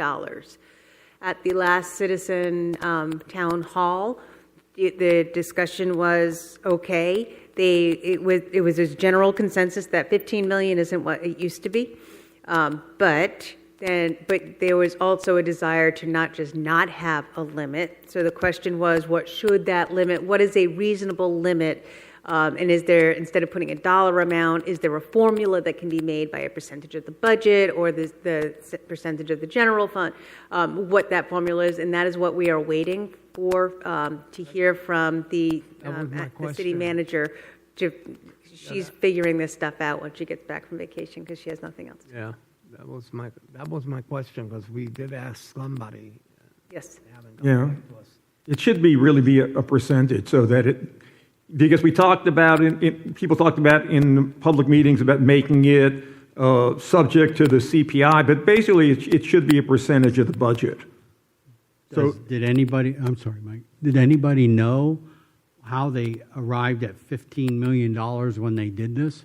Well, it was okay, 1999. Well, I'm just saying. I don't know when that was added. Not long after the start of the city, they I was put just it on wondering how board. they, targeted 15 million as opposed to a percentage or. yeah, I mean, if it dates something going on at the time. if it dates back to 1998, the original charter, then probably the budget back then was a lot smaller. So they might have felt 15 million in 36 months or both, fine. But nowadays, not just the 15 million, but maybe you'd want to extend it from 36 months out a little bit longer as well to 48. Well, I know why they try to limit repayment. I've been through that because it's the same thing about, getting rid of a manager or whatever. They don't want outgoings to encumber incoming councils. So I think that's why they came up with the 36, because that's between 2 years of voting. That would be my logic on that. I may completely be out to lunch, but it makes sense to me that it would be in between voting years, that no council would be encumbering another one. It does make some sense, but I mean, at 36 months, 15 million on a almost $700 million budget doesn't buy you much. So, we need to give them the opportunity to prove why we need it, and that's what the city manager is going to be doing, telling us that, we need a number that works. Is it 15 million now becomes 60 million with a 48-month cap? Understood that may be what they need, and if that's what they need, then we need to make a better recommendation so city council can adopt something that makes it workable for the next city manager and the future councils. So, all right, so it's in the bucket. I mean, you already have it in the bucket. It's in the bucket. Yeah. Bucket's getting full, But may I interrupt you, though? I know that it's a topic of conversation among some of the people in the room already. Do you want to give them yeah, because we're moving into, that was the last piece for Yeah, budget and appropriations. It would be a good time, I think, because, would anybody? Ms. Chantal? Chantal. Okay, I feel very strongly about that limitation to the council's contracting authority about $15 million, because there can be a cumulative effect. You get 15 millions here, 15 millions there, it just adds up. And as far as I'm aware, the city still has to pay back a pretty significant amount of money. And it's not fair for the people living in the city to have more and more debt. So that's my thought. May I point something out about that one? I believe, if I'm right, that we discussed this at the community center, that this is only for the $67 million general fund budget borrowing, not the entire It does not go budget. for enterprise funds, so it's not for Okay, so fund. could it be added in that? Because it's not in it. It's not clear. You're right. And that is a question we brought up. That's right. That's why we're waiting on the answer to Correct. and put it in the bucket. I just want to make sure we remembered that conversation. Yes. Jeannie Duarte. This is the provision 3E that I've been talking about. The $15 million, I think, should not be touched as far as don't enlarge it, don't extend the 36-month repayment, go into 38 months or whatever. And this is all referendum related. So they would have to, if they want more than this, they can ask. They can go to referendum and ask. I have seen them nickel and dime us $500,000 for a porch cover. Oh, well, we have water intrusion. How do you justify $500,000 for a porch and call it water intrusion? They're nickel and diming us well above the $15 million by small chunks, chunks, and it exceeds this. So, and they literally have said to me, our acting city manager has said to me, well, it wasn't over the 15 mil, so we really didn't have to go to you guys to approve it. Excuse you? But they're going to do that. They're going to do something else. They're going to continue doing something else. And before you know it, they've exceeded that in chunks. So I would leave this alone because this is referendum related, and they have already abused it, in my opinion. So thank you. Is there anyone else?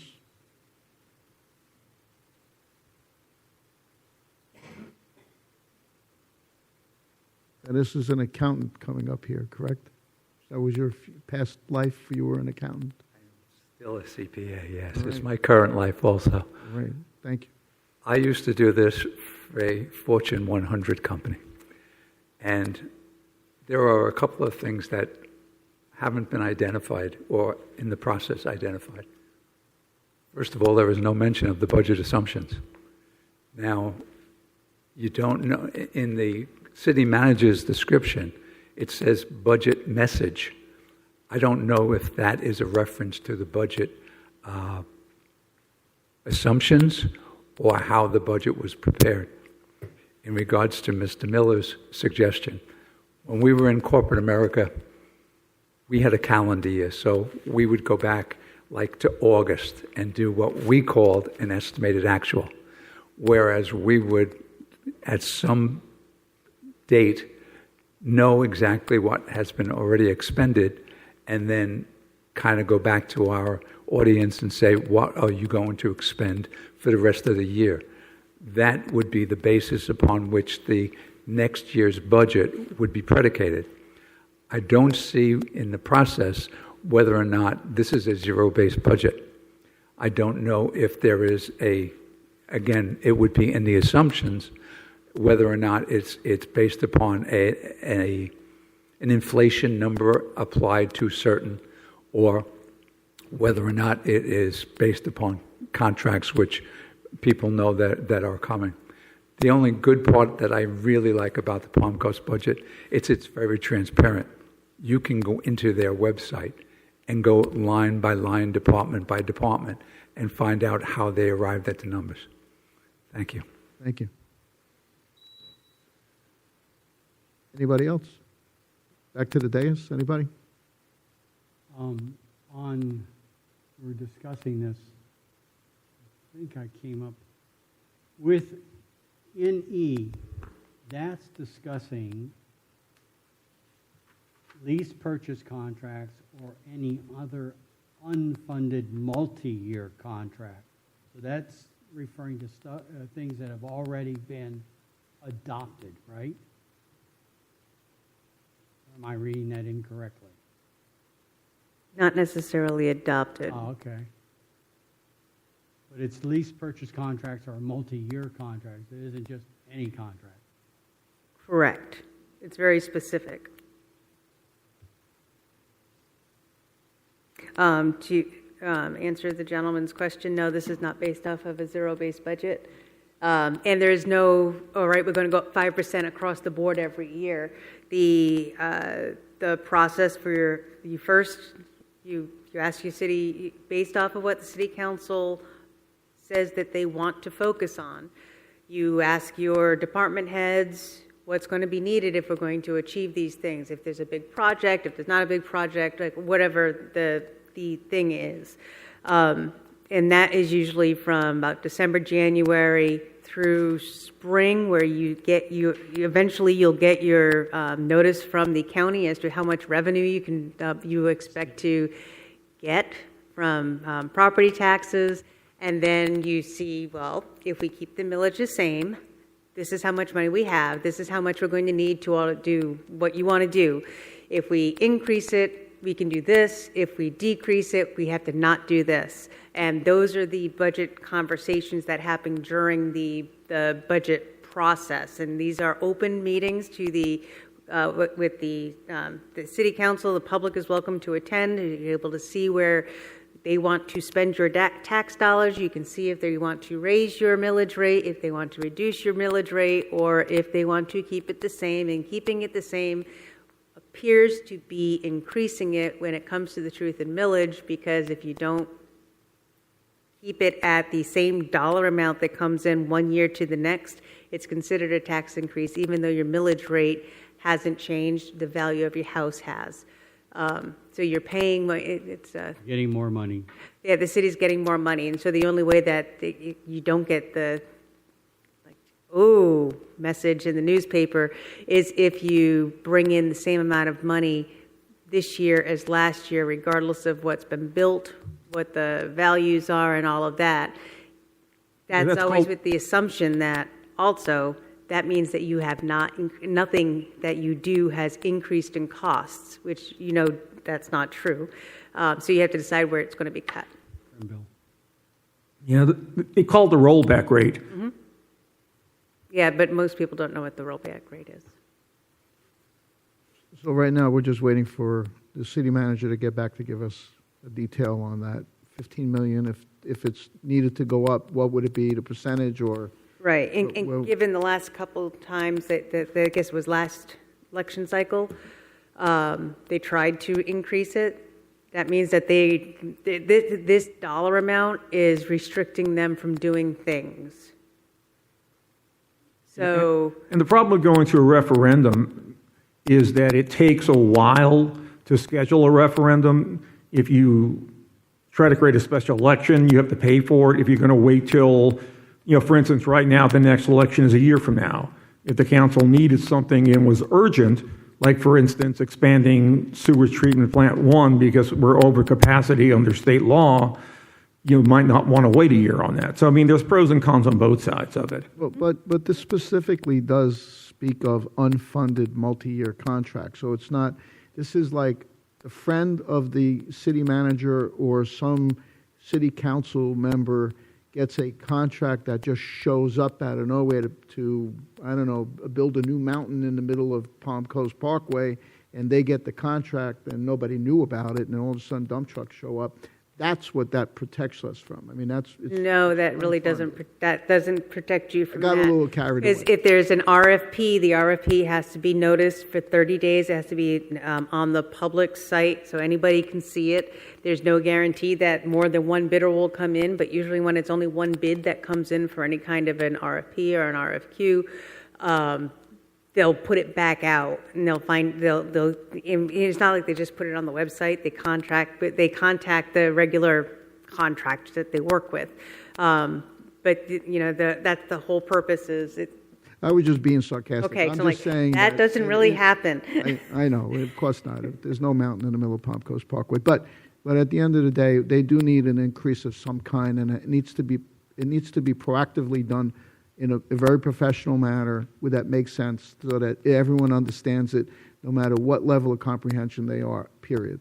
Yeah, so if when the city manager gets back with a number of some possible what it stopped in the past would help to be able to conceptualize it and have parameters.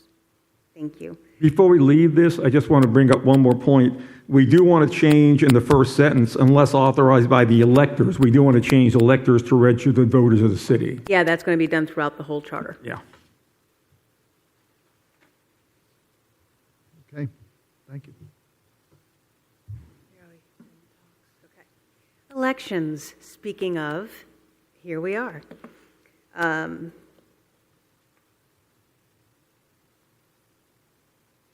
I'm going to run out of materials tonight. You guys sped right through. I figure you're all going to spend more time on the budget process than you did. You Elections. get more shots at the budget because it has to be adopted in public. Yeah. Okay. Electors. Here's your definition. Any person who is a resident of the city who is qualified as an elector of the state and who registers in the manner prescribed by law shall be an elector of the city. Is this where we talk about voter? Registered voters, yeah, so We get rid if you're going to, instead of use the word elector throughout, and you're just going to use registered Palm Coast voter, then you don't need this. we can remove it, Right. And now, if you think about that, registered voter who lives in city. Palm Coast, it's a much longer thing than elector.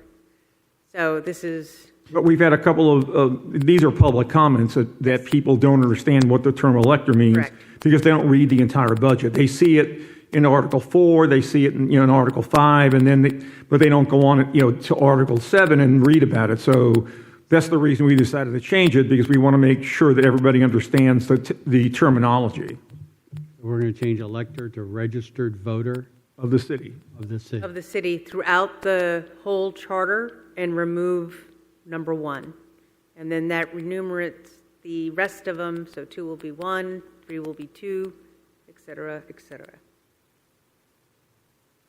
How does that affect, I know we have someone from Katie's office here, but how does that affect the whole, how does that, when you change one word and the whole, does that all have to go on?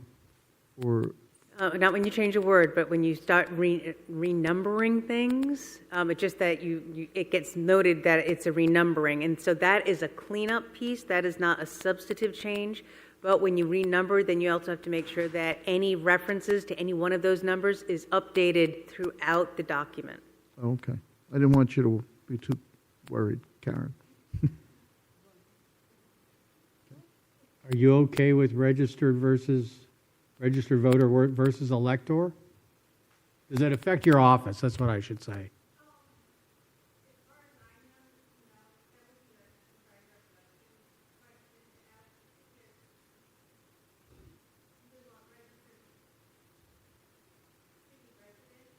Yep.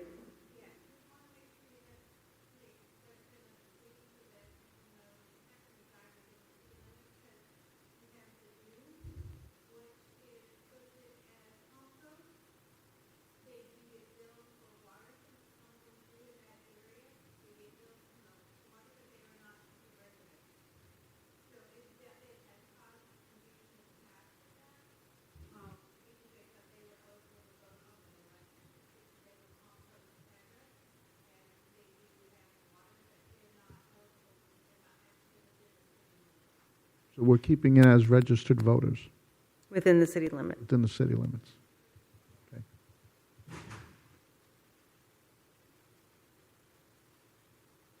Ramon, we're keeping this as registered voters within the limits, city limits. Yeah, Okay. yeah, that's the note I got here.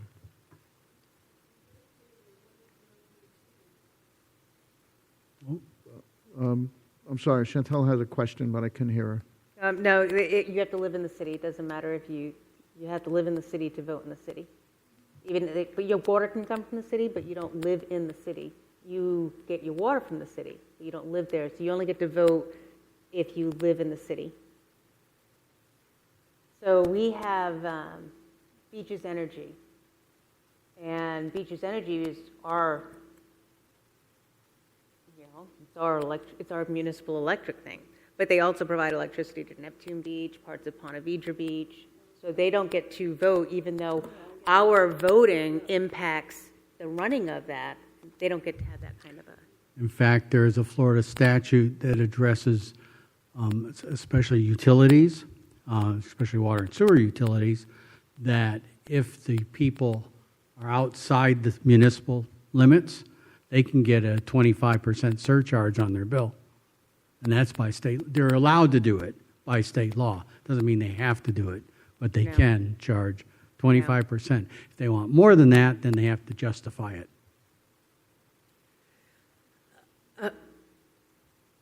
There is a question behind you.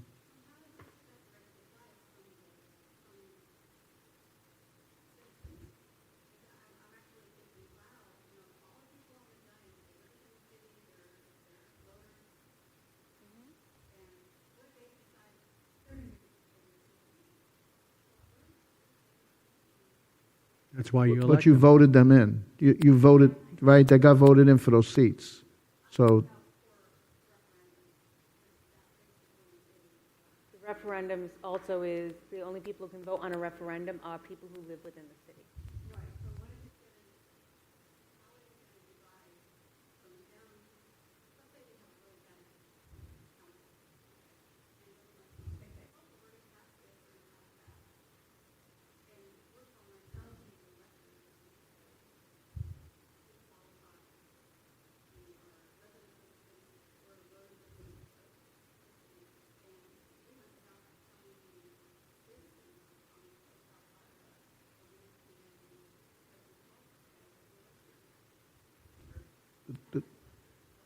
the charter only refers to us, All an elector is a voter of the city. right?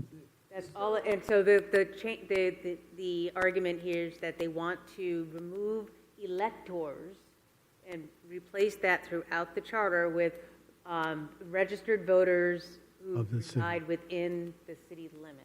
And they are the only ones, as is now, as will only be able to vote for elected officials on referendum, special elections. They have to be registered to vote and live within the city, Change the charter, correct? or change the charter.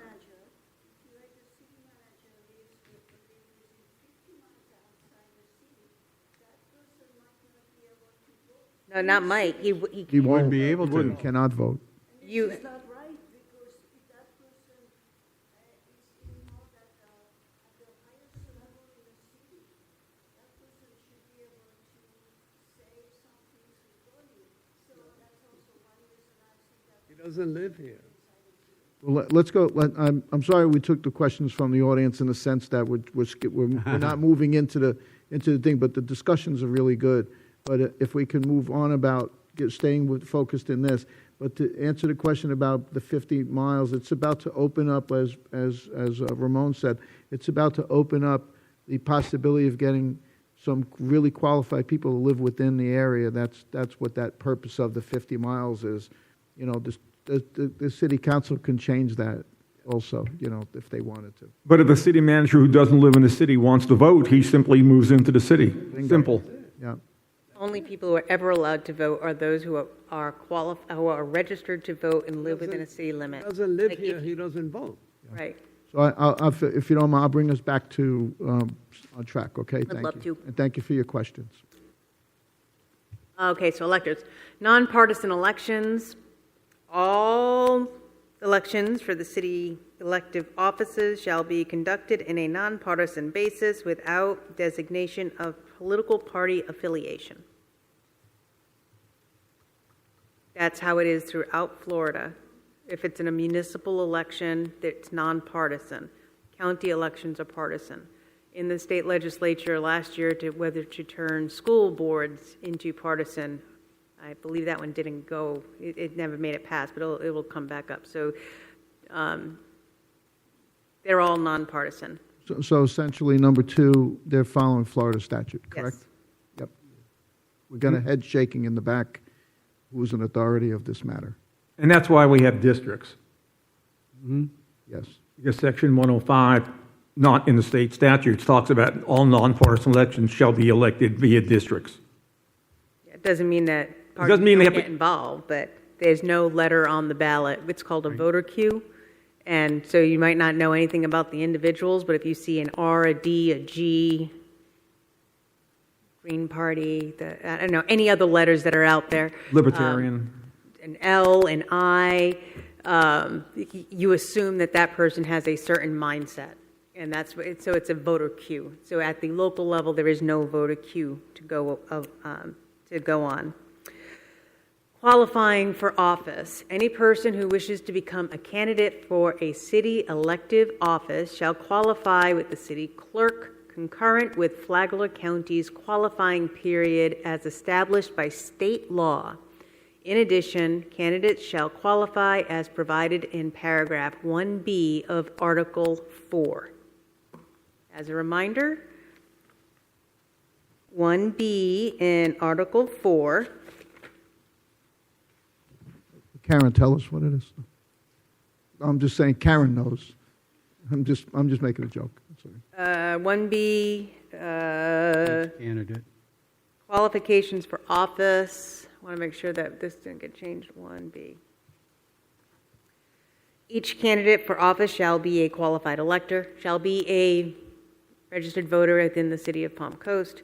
Each individual seeking to qualify as a candidate for one of the 4 seats on the council shall submit a petition.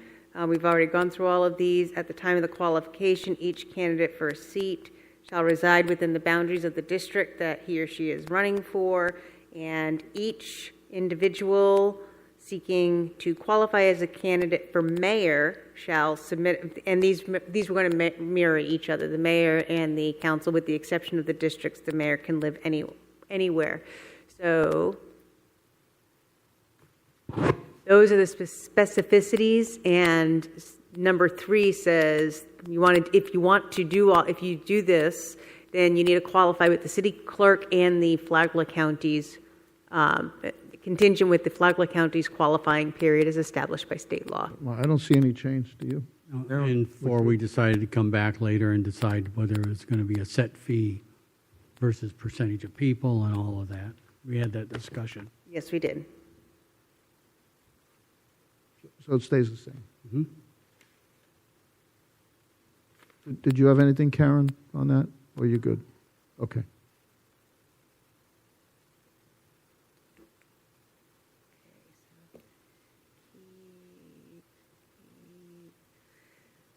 Schedule of regular elections and primaries. The regular city election shall be the first Tuesday after the first Monday in November of each even-numbered year.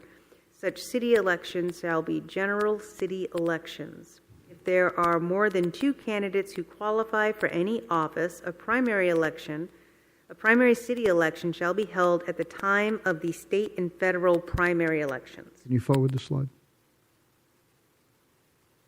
Forward the slide. Ah. Sorry about that.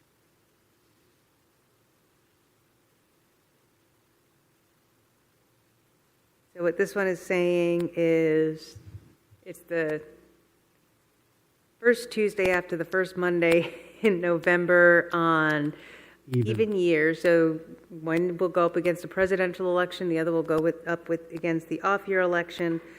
And if there are more than 2 candidates who qualify, then you do a runoff that aligns with the primaries that are already set. I don't see any change. Anybody? Karen? No. And just so you know, I'm only asking Karen because she's the authority. She works in the elections office and is an expert. And so we just kind of lean back there on her expertise. But we do need to change the next paragraph, A. I'm getting there. A, an election to fill a vacant council seat as outlined in paragraph 7E of Article 4, when there is more than half the term remaining, shall be held during the next regularly scheduled election. Such an election shall be for the remaining 2 years of the original term. Paragraph 7E.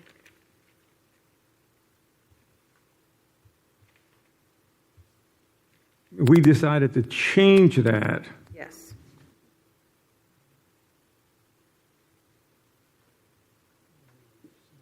To the next election, scheduled, special, or primary. And that's the simple version of the discussion, Yeah.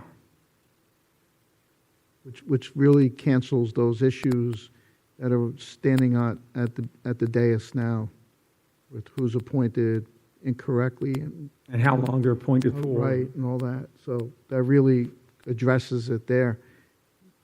The idea is to get an elected person on the council as quickly as possible. Right. And I think Karen made some comment last time about there's a specific time you need for that, correct, Karen?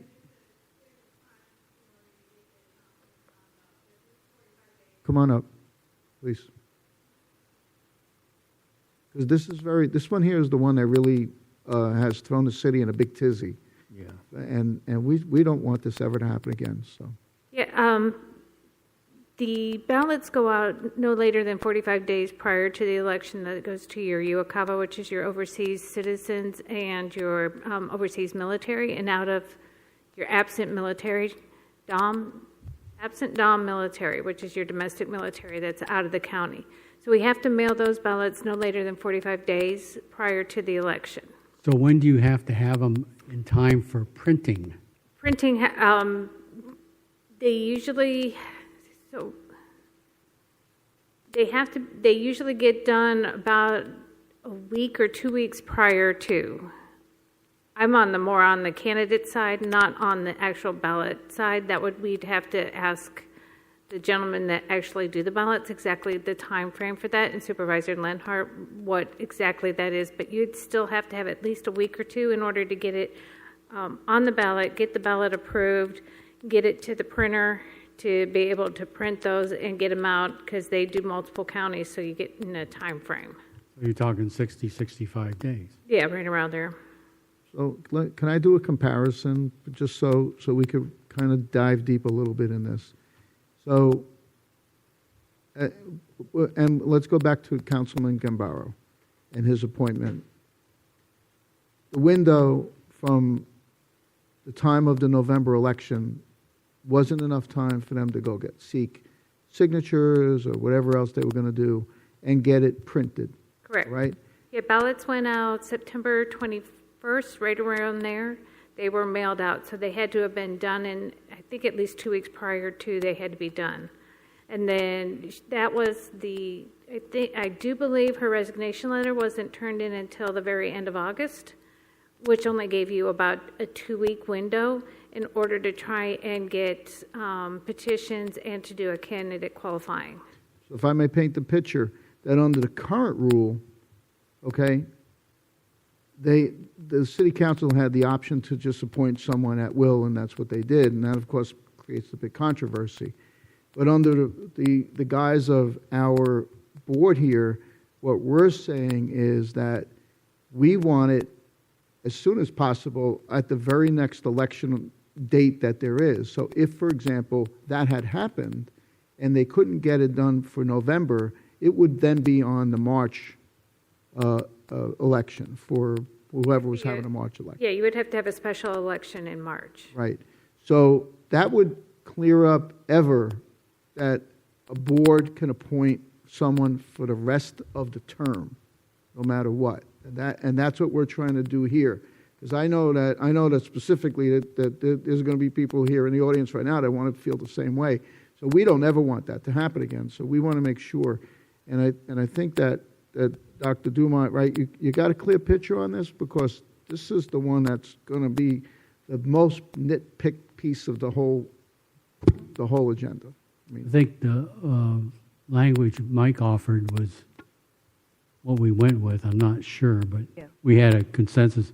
Didn't you offer some language on that? Yeah, we changed it to the next election scheduled special or primary. Yeah. Now, what happens if someone has less than a year left in that seat and there's a vacancy, as we did with the one that recently happened? Do we still just do it? Do we still just force the city council, based on this recommendation, that they have to have an election even though there might be only 2 or 3 months left? What's the answer to that? If somebody, if there's an opening on the council, there would be an appointment if that opening occurs greater than 90 days from an election. If it's within that time frame right before an election, no appointment will be made. Whenever there is an appointment, that appointed person would not be sitting in that. If there's no election, special or otherwise, already scheduled within 1 year, a special election needs to be called so this voters can say whether that person who was appointed should be keeping that seat. I'll wait till I read the language. I think I'm missing something. If there's,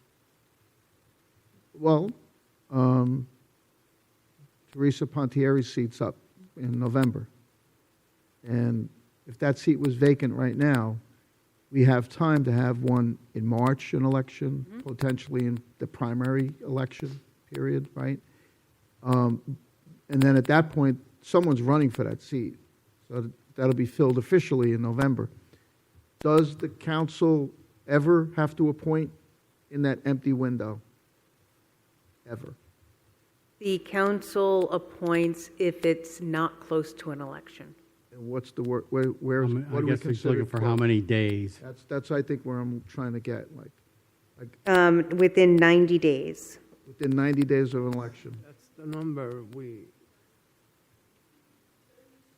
remember that. I'm going to give you guys time to talk. You're going to get. So if for any reason other than recall or a vacancy occurs in the office of any city council seat within the first 2 years of a term, the office shall be filled by appointment within 90 days. Now, if the vacancy occurs within 6 months of the next regularly scheduled meeting, the remaining council, the council shall, we changed may to shall delay the appointment. So did we not want to make that an appointment for that short window I thought that's what we discussed. No, the discussion No, that was that we there was didn't want no them to appointment make within that comment. short window. If it's within 90 days before an election, because then that person Right. wouldn't have anybody running against him or her, because 90 days would isn't open enough up to get on the okay. ballot. I think Which is that's- why there shall be no appointment within 90 days before an election. Okay. And then if for some reason people couldn't get the ballot, like they couldn't file within that time period, that appointment, so within 90 days, somebody should be able to file for that upcoming election. Does that make sense?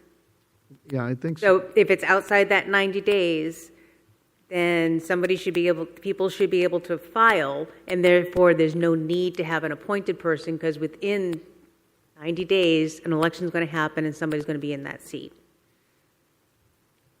Okay. With that, may we open it up a little bit, because there's going to be some questions for sure. It don't matter. Go ahead. If a special election can be called within 30 days for the mayor, no matter what, why not for the others? We were going to make it equal. It's equal. We're making it equal. Changing the language for both. It's going to be across the board, Yeah, all that's seats. not, we haven't discussed that. The way it is right now, it reads the way you're reading it. We're making it for everybody. Okay. We don't want to ever have that problem again. Jeannie, did you have something? That don't, come on, if you got it, bring it up. Really. I mean, you might as well speak, because this is it. Well, Gambaro, not even him, Hyder, she left her seat, or she resigned on August 19th. She left her seat, or officially, apparently, on the 23rd. So where are the calculations for that, as far as... Don't go down that road. Give us what you Yeah, want. so Give us that's what why you I want wasn't going to bring it up, because it's like, it's a done deal, but That's over. Gambaro really should not be still seated. Yeah, but let's talk that's- about how we're going to change it. That's what we're trying to do. Right, Right? and If that's you've got something put in there, let's get it now. Let's hear what you want to say. exactly. That's why I went like that. It's like, yeah. I got you. no, All right, we're not talking about the past. You wanted me to come up. so Well, I mean, listen, you know, you're very vocal. Why not listen to you? Right, yeah. Oh. So that's why I wasn't going to say Not it. saying I agree with everything you say, but, Right. you know, Okay, well. okay. Thank you. Thanks. Karen, you sure? Could bail us out. Okay.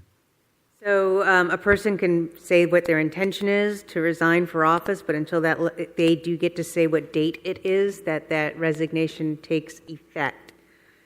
And so if the person's going to resign outside of 90 days, but the resignation takes effect within the 90 days, nobody should be appointed. And thank you for your patience, Dr. Dumont, because this is a tough one. This is the one that really put the city in a bad spot. I watched We the don't want last that to couple happen. years of city meetings. The one that created this charter committee. No, it's a big one. Remember, and regardless, you'll never solve every problem. Really? I want what to up- live in a euphoric society, even if it's only for 20 minutes. So it's okay. So, yes. So that's the clarifying there. If there's no regular election, we go into the next one. So on A and B, it's shall be held during the next scheduled election. Not the regularly scheduled election, but the next scheduled election. So it's any election. Right. So if an election is scheduled, it's, I think the next, because specials aren't scheduled, you have to decide to hold a special. I think the wording we come up with, the next election, scheduled, special, or primary. I believe that's correct. And that's good, Karen? Does that make sense to you in your office?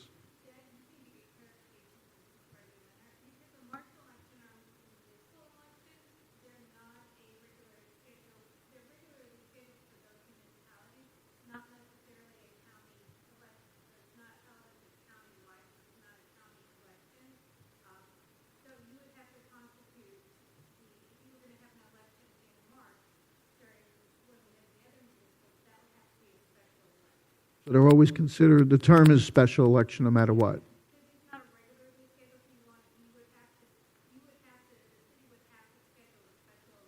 So I think what Mike's saying is that it is a special election to be held at the next regular election. Did I say it right? Did I get it? No, so so my interpretation is that if there's an election going on in the county, that would qualify, but just because it's going on in the county, it doesn't necessarily mean that it's going on in Palm Coast. So it could be Flagler Beach is having a special election, and you want to tack on to that. That also means that you have to pay for the city of Palm Coast to be able to hold that election. Correct. It just means that there is an election going on somewhere. Whether we are part of it or not is, it's not relevant because we will be part of it by paying to be part of it. Yep, cheaper than a lawsuit, Yeah, a lot. just saying. Okay, everybody good? Yes. Okay, everybody good, move on. Okay. Time now is 8:36 and 15 seconds.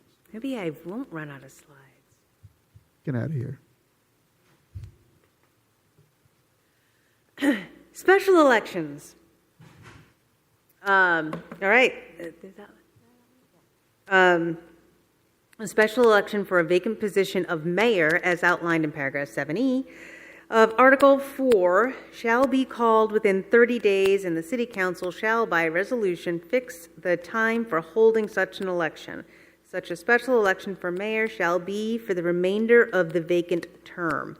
All other special municipal elections shall be held in the same manner as regular elections, and the city council shall, by resolution, fix the time for holding such elections.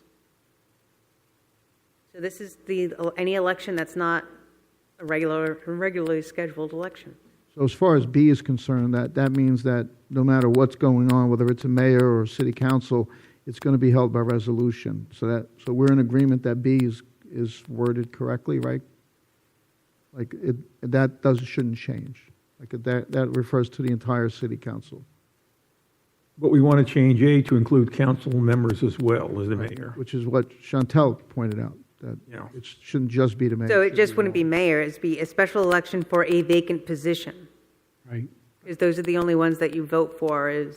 If that's the language, yeah. Exactly. So a special election for a vacant position, as outlined in paragraph 7E. Chantel, you feel good about that? Do you agree on that? Do you like that idea? It's everybody. That means everybody. 30 days. Anybody.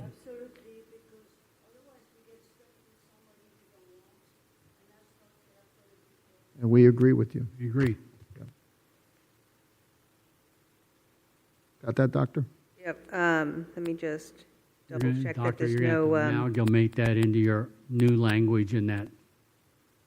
I want to just make sure there's no conflicts between this section and then the vacancies. Karen, your thoughts? Okay. You okay back there? Steve? Just checking the room, we got so many people. Okay, so it's the appointment is within 90. We can claim we had a charter committee of, 5, 6, 7, 8, 9, 10 at most times. Listen, the most productive committee so far has been the people that have been coming to these meetings and doing a great job, so. Absolutely. We're getting through this thing really Yeah, the we right are. way here, so, and getting our points in.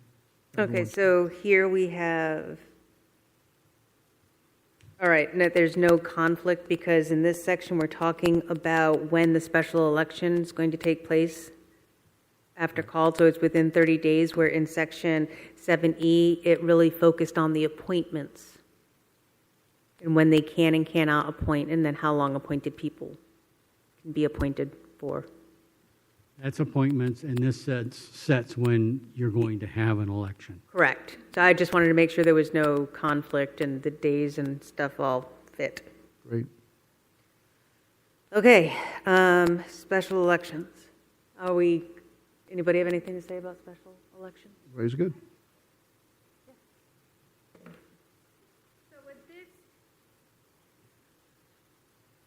With this right here, if you're going to make it for council and mayor, so that's going to override your putting it on the next scheduled election, because you would call an election within 30 days. You would say that we would have to have a special election, and then the council would set by resolution the time for holding it. So if you're going to call it within 30 days, but then the next scheduled election isn't until 4 months from then, that's going to override the 90 days that you're talking about in the section beforehand, and then there's going to be a conflict. You see what I'm saying? Yeah, but I think what we're talking about is only if the council decides to call a special election. So if there's a You register... have to with this. With this, you, as soon as there's the vacant position, you have to call an election within 30 days. So if someone were to step out of office today, you have to call an election within 30 days from today. And that call of election is going to then be set by resolution, the time frame by the city council. That's not the way I read it. I read it says a special election for a vacant position of mayor. So the council has to first has to decide they're going to call a special election, then it must be done in 30 days. But we were Not the election. We were taking the word mayor out, and we were saying special election or a vacant position. Yes. I've corrected it by, I corrected that saying, if there is no election within 1 year of a vacancy, a special election for a vacant position as outlined in paragraph 7E of Article 4 shall be called within 30 days. Yeah. Yeah. Okay.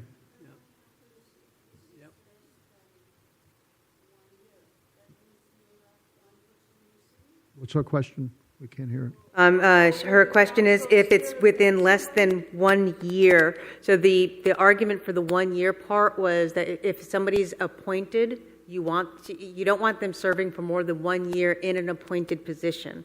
So if there's no regular election, be it special, scheduled, or primary election within 1 year, then you have to call a special election within 30 days. Correct. No. There still be appointments, but if the vacancy occurs within 90 days of an election, there will be no appointment in that time. If a vacancy occurs, somebody gets elected, they take their seat on December 1, and January 1, they move out of town. So now you have an opening. That position is appointed. Now, that position that's been appointed, that person can serve for up to 1 year. And so within this first year, if there is no election, then a special election has to be called within 30 days. If there is an election, let's say a May election or it's like whatever the election is, then you wait for that election where that person then would have to run for that seat. Make sense? We're limiting time. We don't want someone appointed and they could sit there for 3 They years. can only serve for a max a year. That's right. Right before they have to get voted in. That's the purpose of this, is to limit that endless, let's appoint, and that person's there for 3 years. It is, that is the outer limits of the year. So if there is no election within a year, then within 30 days a special election has to be called. If there is an election in 6 months, they run in 6 months. If there's an election in 3 months, they run in 3 months. If there's an election in 11 months, they run in 11 months. But that also saves money because special elections cost money. But it was decided that no individual who's appointed should ever sit for more than 1 year as an appointee without having to go to a vote of the people. Ideally, it would be closer than a year, but this gives some leeway that never more than 1 year. And if there is nothing within 1 year, it's going to be within 30 days. You can't make it perfect, but we can get it pretty darn close. So, Generally, there's an election coming up somewhere. well, this is a pretty big gap right here, right? This year.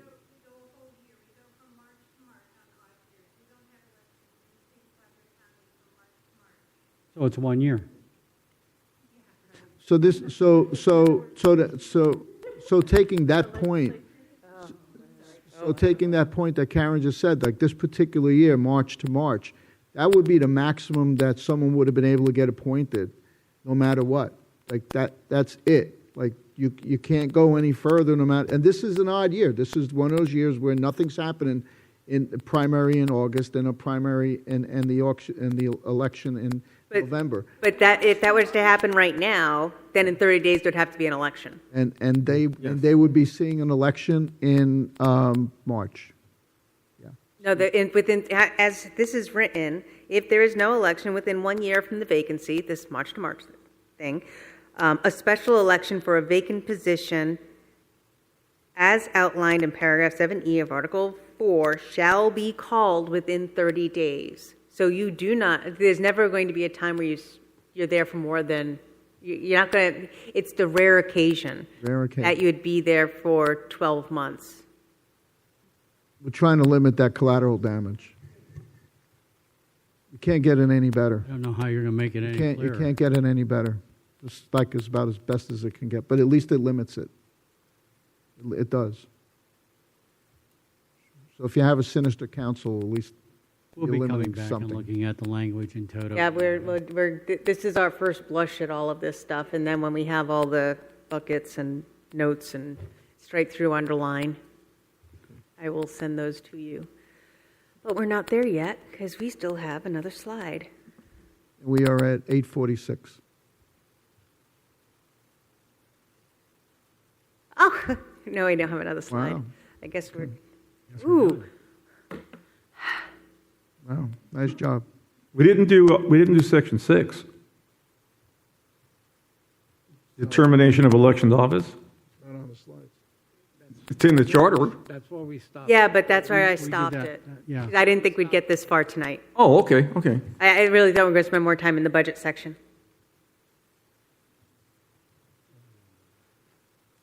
We've become more efficient.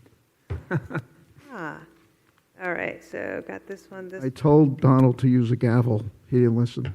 Are you going to use it? I opened it. Oh, that's true, that's true. I'll close with it. All right, so I will put this one for the next meeting here. So a recap, I think we've discussed a lot of things tonight. Wonderful conversation. Thank you, everybody. This is crowdsourcing. So we've made more clarity on appointments, elections, special elections, language, electors, waiting on stuff from the lawyer. We're keeping a lot of stuff in the budget section, waiting on the 15 million, 36-month information. And if we can somehow do that into a percentage of a budget, keeping resolutions for amending budgets, power of the city manager, everything is kept when it comes to, include evaluations, but with regard to the city attorney, experience in municipal law, and a good standing with the Florida Bar, is going to be added.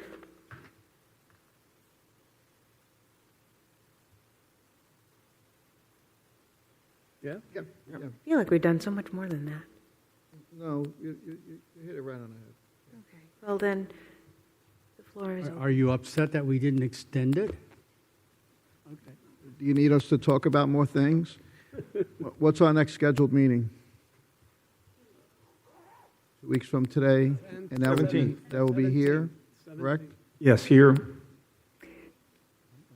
It's the 17th, and then, I did want to make sure that we were clarified. Mr. Martin, you kept noting it was December 7th, the December meeting? Pearl Harbor Day? Hold on, let me go back and check my notes.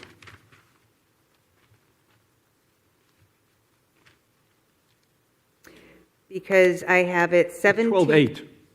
12/8. I have this today, November 17th, December 1st, and December 15th.